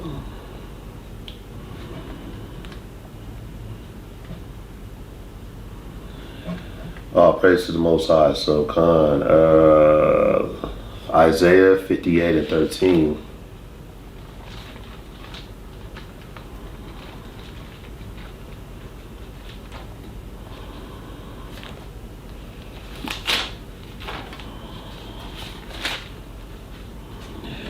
It's the book of Isaiah, chapter 58, verse 13. If thou turn away thy foot from the Sabbath, from doing thy pleasure on my holy day, and call the Sabbath a delight, the holy of Yahweh honorable, and shalt honor him, not doing thine own ways, nor finding thy own pleasure, nor speaking thy own words. So on the Sabbath day, we can't do our own pleasure, speak our own words, or do any pleasure, right? No pleasure on the Sabbath day. All right, what are pleasures? Whatever you like doing. You know what I'm saying? You know, no sex on the Sabbath. Some people like working out. No working out on the Sabbath. You can't work out. That's pleasurable. What else? What else, man? Anything that's pleasurable, man. You know what I'm saying? Anything that's, you know, that you know in your conscience that you're not supposed to be doing. Right? Watching movies, you know what I'm saying? You need to watch an Israelite video. You know what I'm saying? Reading or studying or writing. Right? No pleasures. No speaking thy own words. Not talking about sports on the Sabbath day. Right? That's why it's good to congregate. You gotta congregate. You know, that's why I say it's good to join the camp. Right? Leviticus 23 and 32.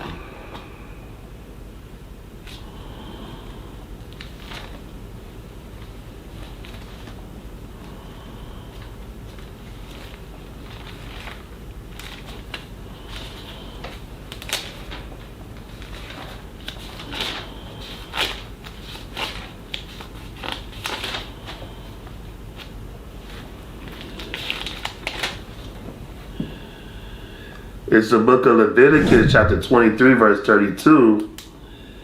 It shall be unto you a Sabbath of rest, and ye shall afflict your souls. Right? And the 9th day of the month at even, from even unto even, shall ye celebrate your Sabbath. So even from even. So when the sun goes down, it's dark. Right? The Sabbath starts, and then the next day when the sun goes down, the Sabbath is over. Right? All praise to the Most High, man. So from even, you know what I'm saying? Friday sundown to Saturday sundown is when we celebrate our Sabbaths to the Spirit. Right? So yeah, all praise to the Most High, man. So I'm on this is the last one. That was a Sabbath day. Now the last one is love and proving a friend. Right, number 5. Right, love and proving a friend. Right, this is very important. Right, so coming into this truth, right, there's going to be a lot of temptations, man. But we have to endure to the end. Right. Sirach chapter 2 verse 1. My son, if thou come to serve Yahweh, prepare thy soul for temptation. Right? So if you come to serve the Most High Yahweh, right, prepare thy soul for temptation. You're going to be tempted, man. You're going to be tempted. Your wife could tempt you. Your husband you could tempt you. Your family members can tempt you. You know what I'm saying? Your job. It could be anything, man. Right? Something could go wrong. You know, it's going to be ups and downs, but you got to get through it, man. Right?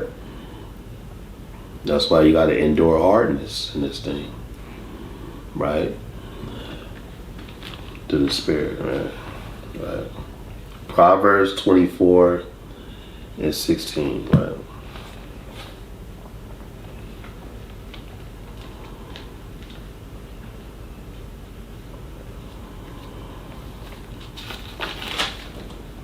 Proverbs chapter 24 verse 16.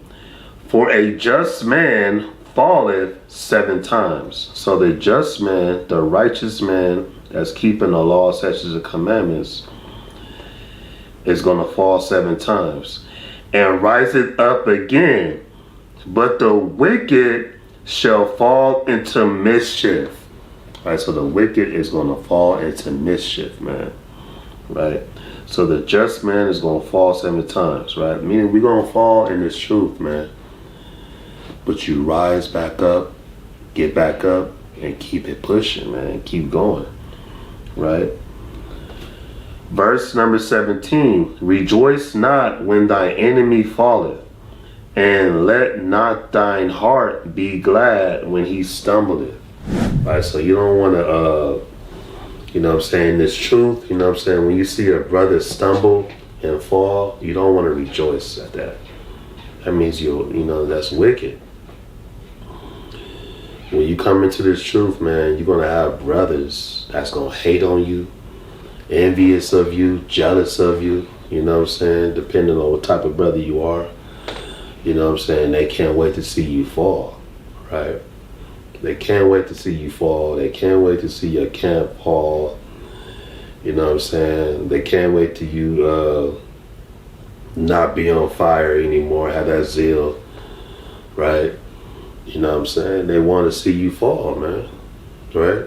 They don't want to see you doing good in this truth. You're going to have brothers like that and sisters like that, right? That's why I say you need to prove your brothers and sisters before you get into any situation, right? Right? So a just man falleth 7 times, man, and get back up again. That's what he's going to do, right? So in this truth, man, you got to find your first love. What is your first love when you come into this truth? What are some things that you like doing, that you enjoy doing, man? It could be writing. It could be teaching. It could be reading. It can be sewing, cooking, doing music. It's a lot that you could do in this truth, man. You know what I'm saying? Make t-shirts, clothing, you know what I'm saying? Designs, you know, giving alms, right? It's a lot of things you can do, man. So when you fall, you know what I'm saying, you want to run back to your first love, right? I'm going to show you, right?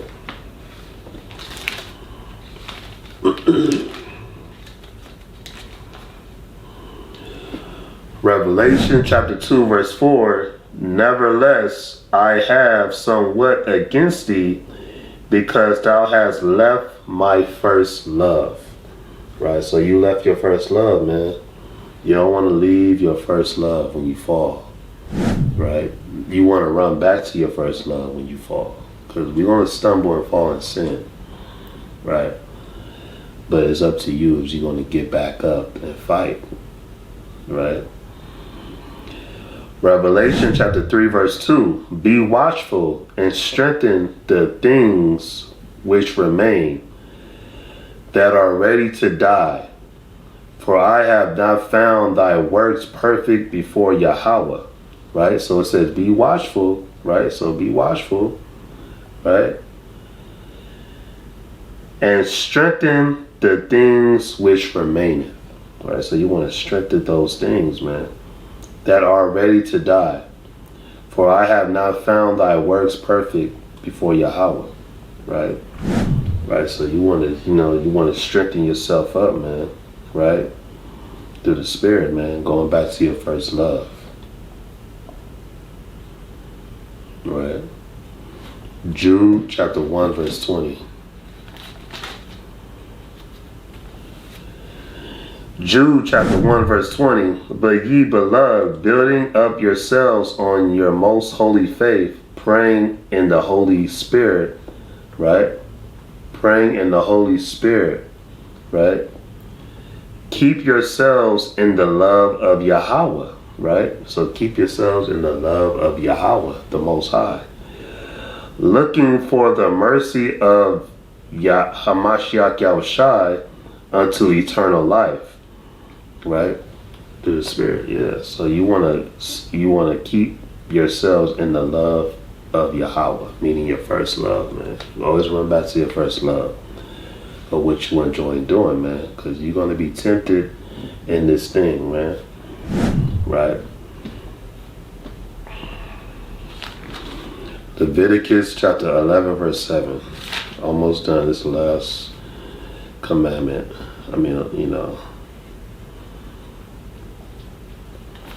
Leviticus chapter 19 verse 17. Thou shalt not hate thy brother in thine heart. Thou shalt in any wise rebuke thy neighbor and not suffer sin upon him. Right? So the Bible says, thou shalt not hate thy brother in thy heart. When we come into this truth, we cannot hate our own people, man, our own brothers and sisters. Right? When you come into this truth, you're going to find brothers and sisters that have hatred in their heart, man. Right? But you cannot be like those other brothers and sisters. Right? You can't. Thou shalt in any wise rebuke thy neighbor and not suffer sin upon them. You can't suffer sin upon your neighbor, man. You got to tell them, what's right from wrong. You know what I'm saying? Thou shalt not avenge nor bear any grudge against the children of thy people, but thou shalt love thy neighbor as thyself. I am Yahweh. Right? It said, thou shalt not avenge nor bear any grudge. Right? So we can't hold any grudges, man. Right? No grudges. Right? Thou shalt love thy neighbor as thyself. Right? So we gotta love our neighbor, man. Right?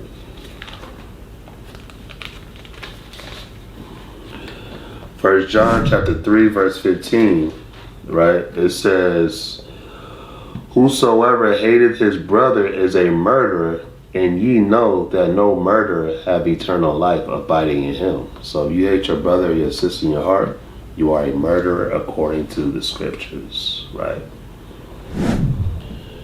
First John chapter 4 verse 20. If a man say, I love Yahweh, and hateth his brother, is a liar. For he that loveth not his brother whom he have seen, how can he love Yahweh whom he have not seen? Right, so how you going to love the Most High and you have hatred in your heart towards your brother?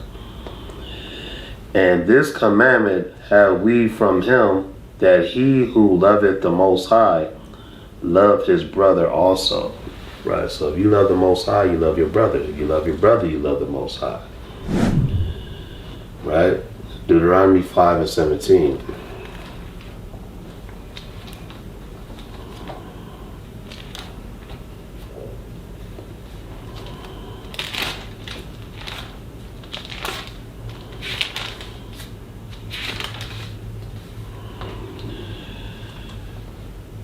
Deuteronomy chapter 5 verse 17, thou shalt not kill. So the Bible said thou shalt not kill. So if you hate your brother in your heart, you're a killer.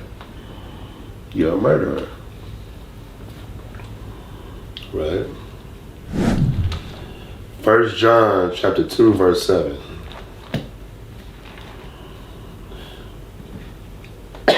1 John chapter 2 verse 7.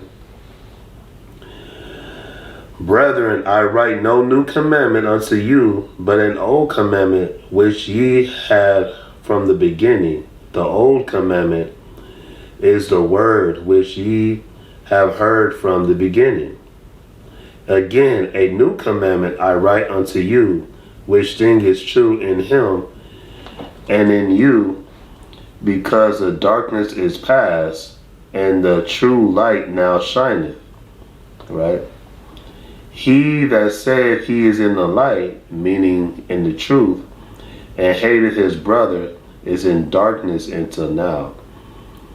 He that loveth his brother abideth in the light, meaning in his truth, and there is none occasion stumbling in him.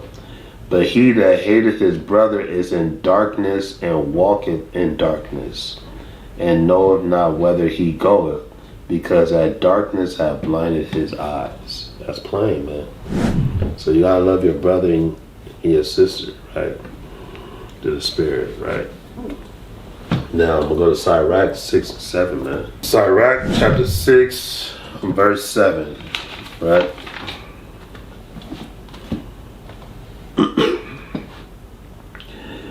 If thou wouldst get us a friend, prove him first, and be not hasty to credit him.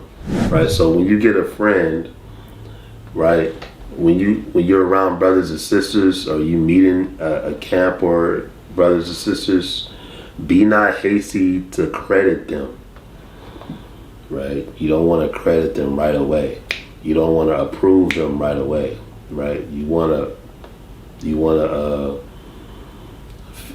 fill them out and see if they're righteous or wicked, right? To the spirit, you know what I'm saying? That's a powerful scripture, man. Sirach 6 to 7, man. Prove a friend, man.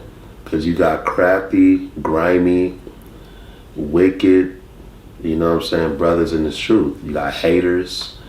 You got brothers and sisters that are jealous, envious, users, backbiters, backstabbers. And it's truth, man. So you got to be careful, who you associate yourself with in this truth, right? Through the spirit. That's why I said, you know what I'm saying, be careful and, you know what I'm saying, make sure you join the right camp, man.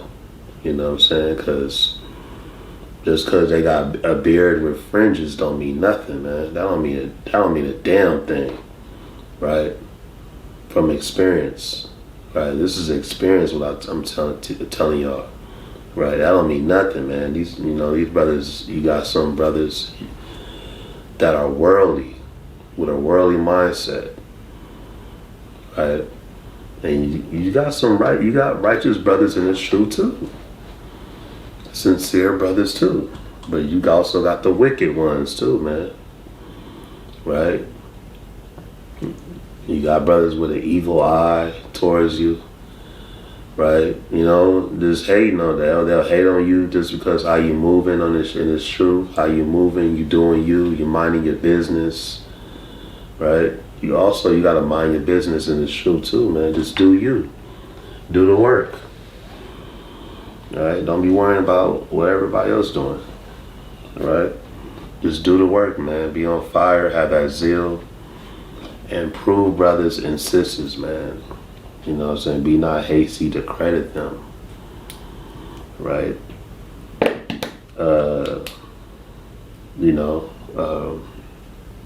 Yeah, you'll be alright, man. You know, just do the work, man.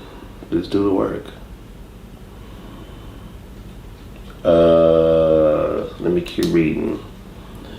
For some man is a friend for his own occasion. So you got brothers and sisters that will be a friend for their own occasion and will not abide in the day of thy trouble. Right? So you got some brothers in these camps, man. If you be up there teaching and wicked as, you know what I'm saying, it could be anything, man. Anything could go down and they don't have your back. Right? They gone. Like, damn, where'd that brother go, man? You know what I'm saying? When all hell break loose at camp. You know what I'm saying? And that's what it's talking about. They not there. Where they at? Right? They way back there. And there is a friend who, being turned to enmity and strife, will discover thy reproach. Right? Again, some friend is a companion at the table and will not continue in the day of thy affliction. Right? So you got some brothers, man, that will fake like they your friend, man. It's a lot of fake love in this truth. There's a lot of fake love in this truth. But that's why I said, you know what I'm saying, you gotta, you know, pick your brothers and sisters wisely, man, for who you gonna deal with and which camp you gonna deal with. Right? You know? That's why I said just do the work, man. Don't be coming in here all buddy, man. And this truth all buddy and, you know, friendly and stuff, you know. Brothers do take advantage of your kindness for weakness in this truth also. Right? Verse 10. Again, some friend is a companion at the table and will not continue in the day of thy affliction. Right? So that's plain, man. Right? Y'all get the point, right?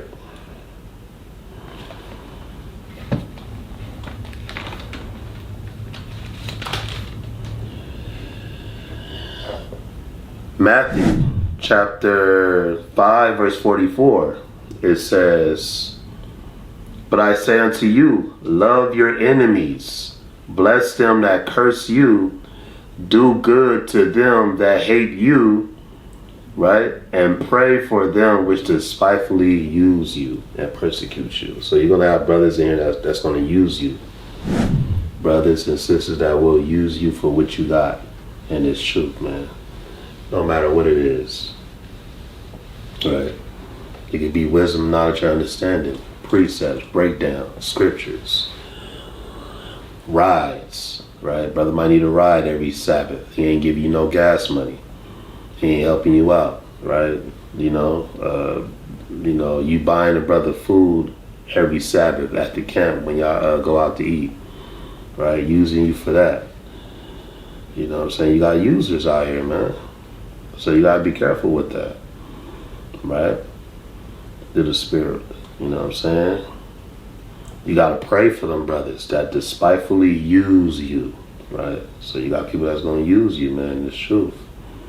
Right. Now let's go back to Sirach 6 and 12. I gotta go.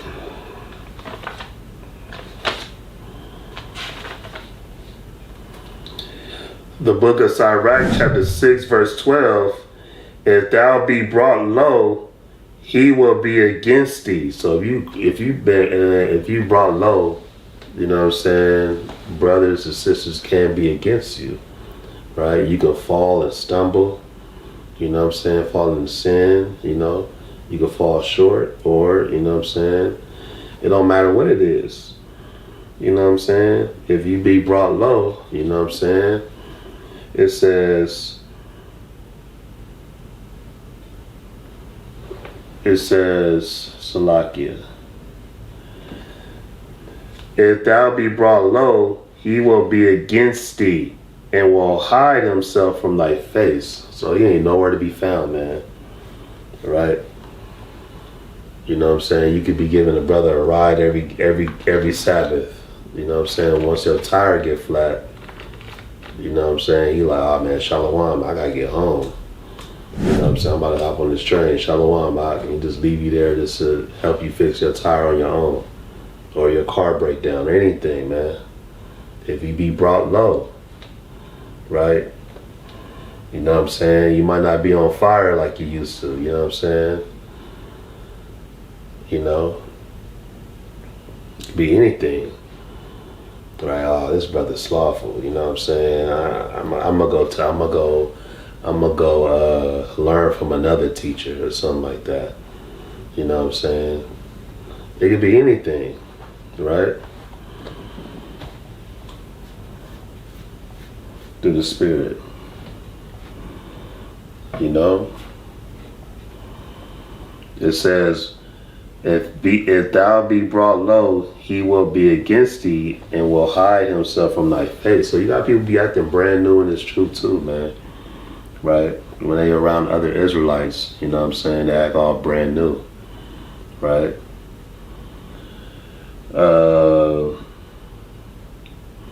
Verse 13, separate thyself from thy enemies. So you want to separate yourself from thine enemies. Right? You got enemies, man, in Israel. And take heed of thy friends. Take heed of brothers and sisters that respect you, man, and love you. You know what I'm saying? To respect what you're doing. You know what I'm saying? Take heed of them friends. Right? You know the sincere brothers. The Most High gonna send you them sincere brothers, man. Right? And separate from the enemies, man. You got brothers that don't shalom you when they see you, but they'll shalom the other brothers. Separate from that man. Right? You gotta pay attention to the signs. Pay attention to the signs. Right? You know what I'm saying? You got brothers that will stand right behind you all camp staring at you, giving you the evil eye. I don't know why brothers do that. Right? They'll stand right over your shoulder and look at you all camp. Right? Wickedness. Right? Separate from your enemies, man. What else? Okay, let's go to verse 14. A faithful friend is a strong defense, and he that have found such and one have found a treasure. So a faithful friend is a strong defense, man. Meaning that faithful friend is going to defend you every time, man. Right? Somebody could be talking, when you're not around, somebody could be talking about you. Right? But that faithful friend going to have your back like, hey, man, nah, what are you talking about? You know, don't have your back, man. Stand up for you. All right? You know what I'm saying? It could be anything. You know what I'm saying? He's always there. That faithful friend is always there, man. No matter what it is. Right? And that's hard to come by, man. And it's truth. Because you got a lot of users, man. You got a lot of fake friends and fake love, and it's truth that will use you for what you got. No matter what it is, man. Anything. Right?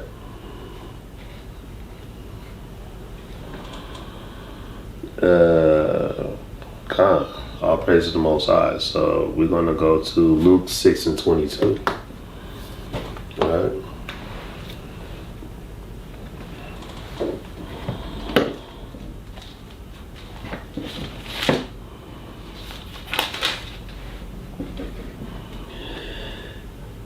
It says, blessed are ye when men shall hate you. Right, so you're going to have haters and men that's going to hate you in this truth. And when they shall separate you from their company and shall reproach you and cast out your name as evil. So, because you got a good name in this truth, they're going to slander your name, separate themselves from you, right, and hate you, right? For the sons of man's sake, right? So you're going to have brothers like that that's going to try to slander your good name, man. Right? You might have a good name in this truth, you know what I'm saying? You could be, like, brother could be talking highly of you, but that one wicked, hating ass brother, right, going to slander your name, going to start a rumor about you, right? Going to talk bad about you, right? He still ain't got a Hebrew name. He going off. Right? You know what I'm saying? It's all type of stuff. Right? Malachi 7 and 5.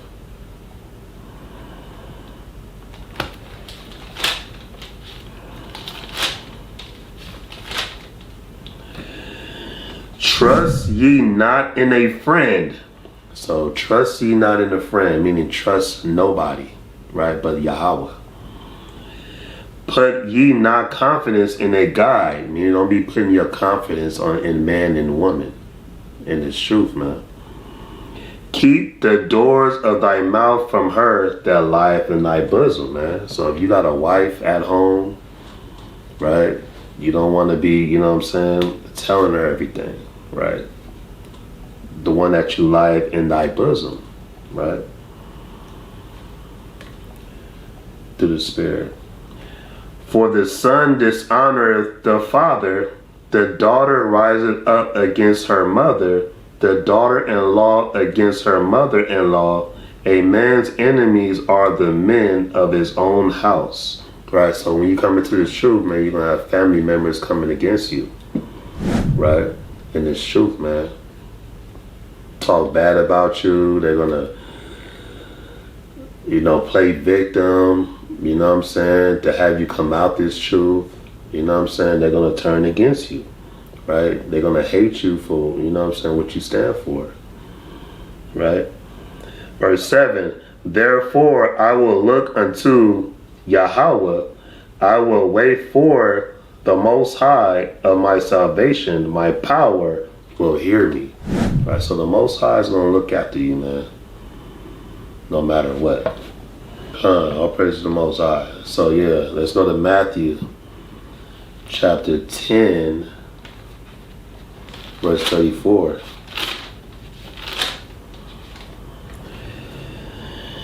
All right, Matthew chapter 10, verse 34, it says, think not that I am come to send peace on earth.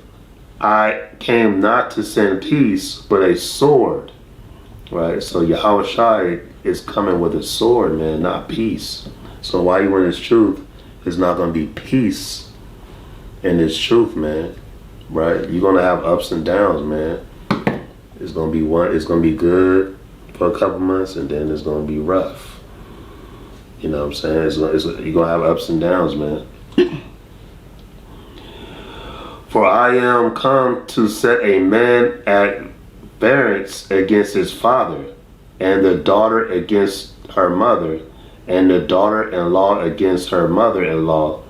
And a man's foes shall be they of his own household. Right? So you're going to have, in your own house, you're going to have enemies, man. Because you believe in his truth, you keeping the commandments, and they're gonna see that that's not normal to them, right? He that loveth father or mother more than me is not worthy of me, and he that loveth son or daughter more than me is not worthy of me, and he that taketh not his cross and followeth after me is not worthy of me. He that findeth his life shall lose it, and he that loseth his life for my sake shall find it. Right, so it's very important that we go hard for Yahawashi, Hamashiach, you know what I'm saying, and Yahweh, the Father, you know what I'm saying, because it's going to be hard, man. You know, your family going to turn against you, man. Yahawashi said, man, if you don't pick up your cross and follow me, you know what I'm saying? Hey, you're not worthy of me, man. Go back into the world. Basically, that's what he's saying.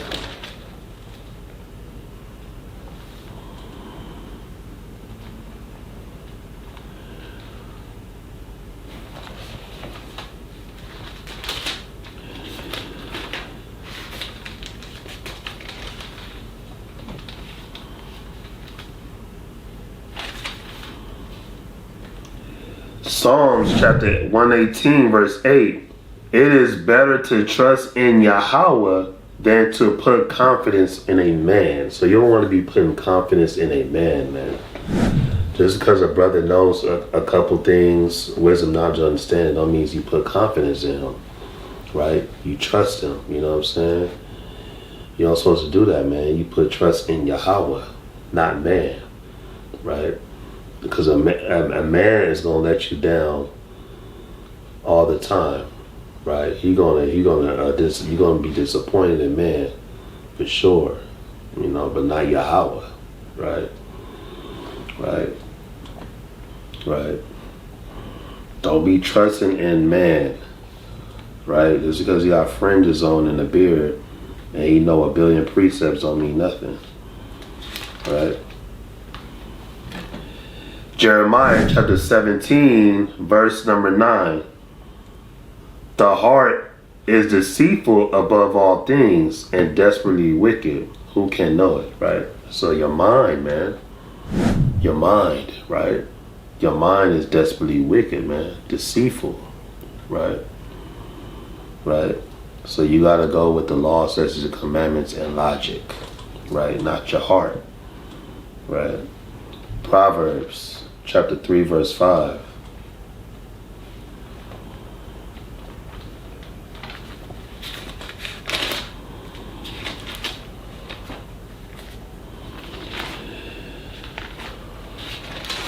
It's a long lesson. Proverbs chapter 3, verse number 5. And it says, trust in Yahweh with all thine heart, and lean not unto thy own understanding. In all thy ways acknowledge him, and he shall direct thy path. Right?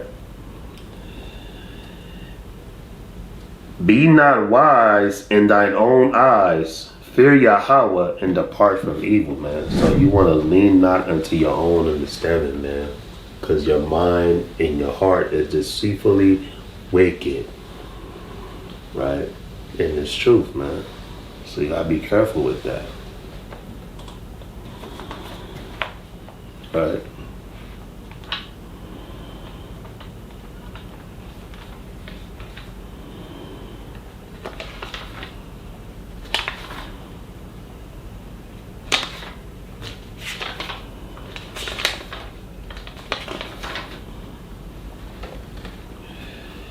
First Maccabees chapter 6, verse 21. Howbeit certain of them that were besieged got forth, unto whom some ungodly men of Israel joined themselves. Right? So you got ungodly men in Israel. They're going to join themselves together, man.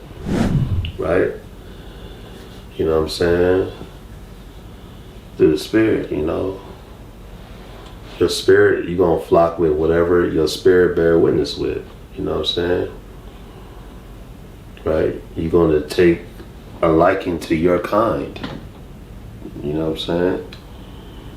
Right? Every camp got different spirits on them, right? And it's up to you to find what spirit, you know what I'm saying, that you bear witness with. Right? Jeremiah 9 and 4. Right?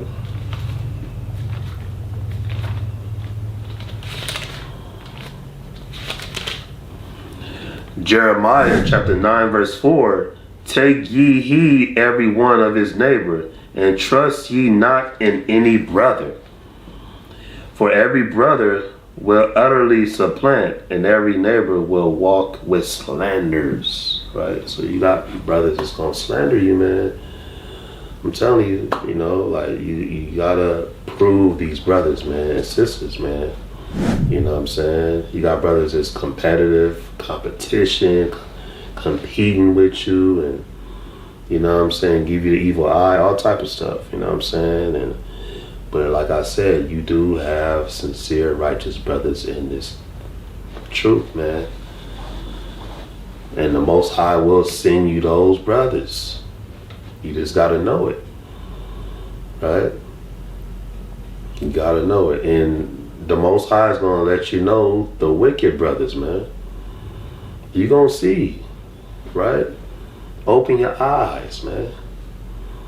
Open your eyes, right? Spiritual. Everything is spiritual, man. It's a spiritual warfare we in, man. Let's go back there. Let's go to Ephesians, right?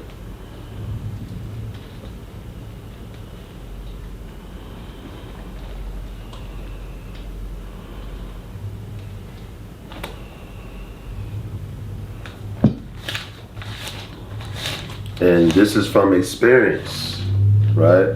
I'm not just telling you just to tell you this. You know, it's just all from experience, right?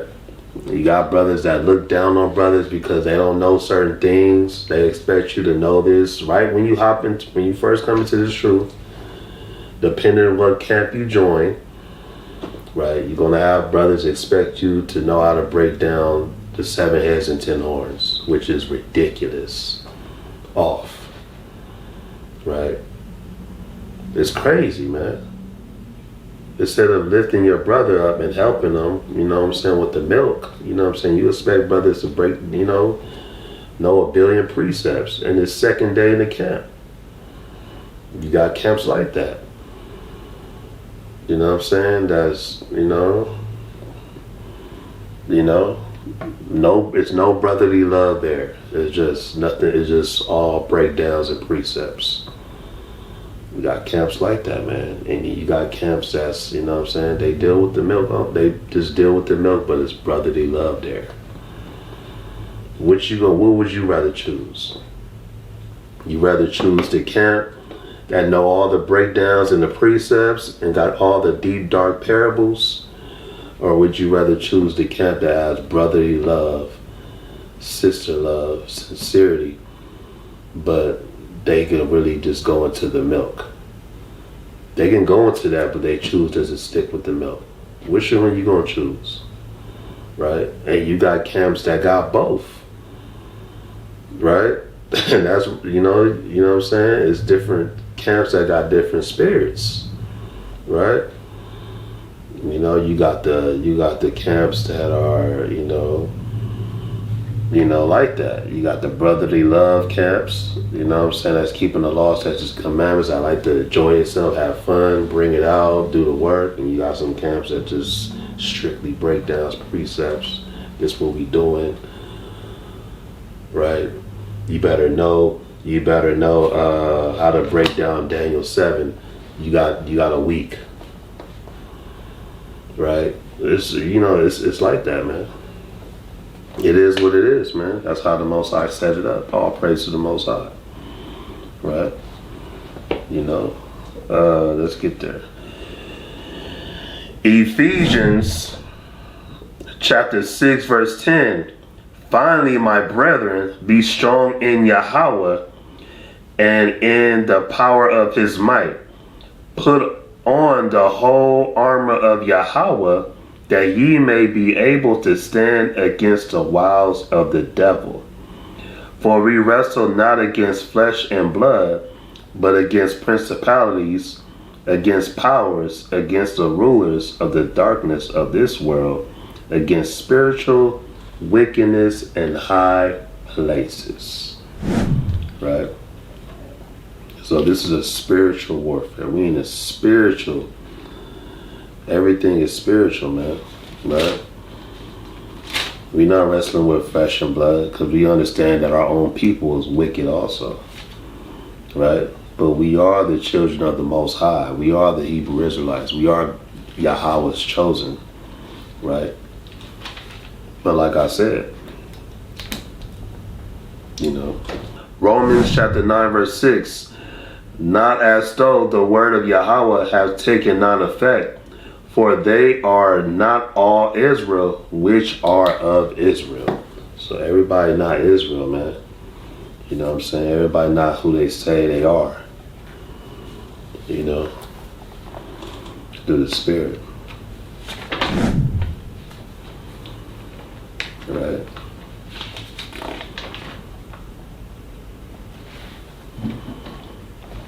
Right, you got it's a lot, man.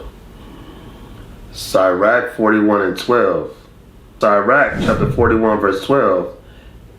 Have regard to thy name, for that shall continue with thee above 1,000 great treasures of gold. Man. Right? So it says, have regard to thy name, for that shall continue with thee above 1,000 great treasures of gold. So in this truth, man, you want to have a good name, a solid name, man. You know what I'm saying? Brothers can speak good about you, right? You don't want to be out here camp hopping, man.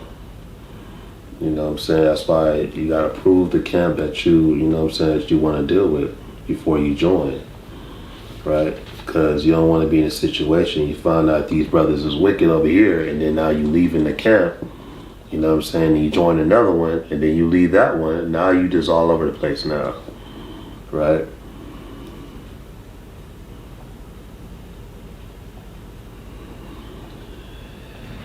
Proverbs chapter 22, verse 1. A good name is rather to be chosen than great riches, and loving favor rather than silver and gold. Right, so having a good name and its truth is greater than riches and gold, man.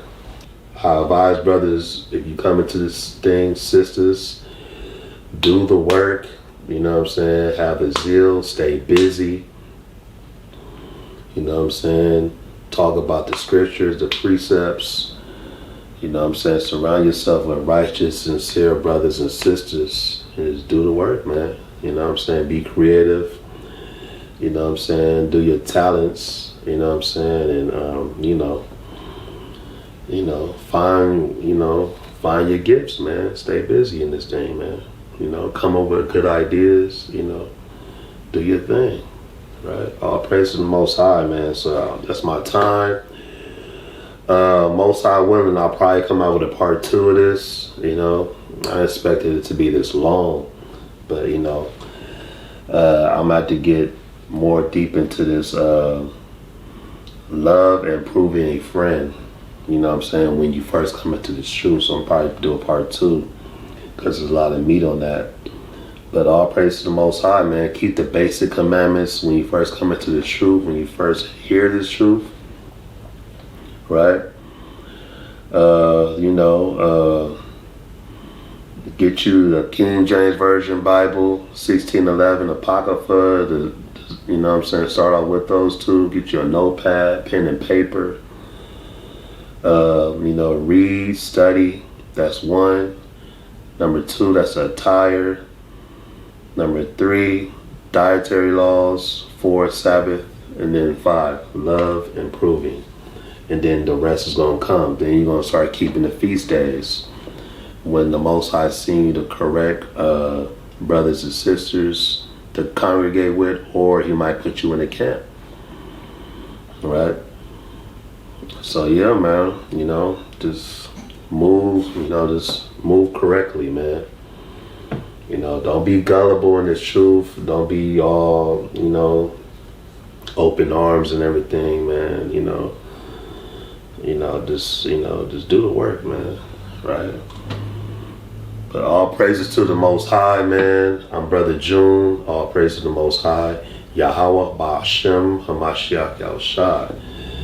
Shalom, man. Kwam Yahweh, Kwam Yahushai, Kwam Yasharallah. Shalom, shalom. All praise to the Most High.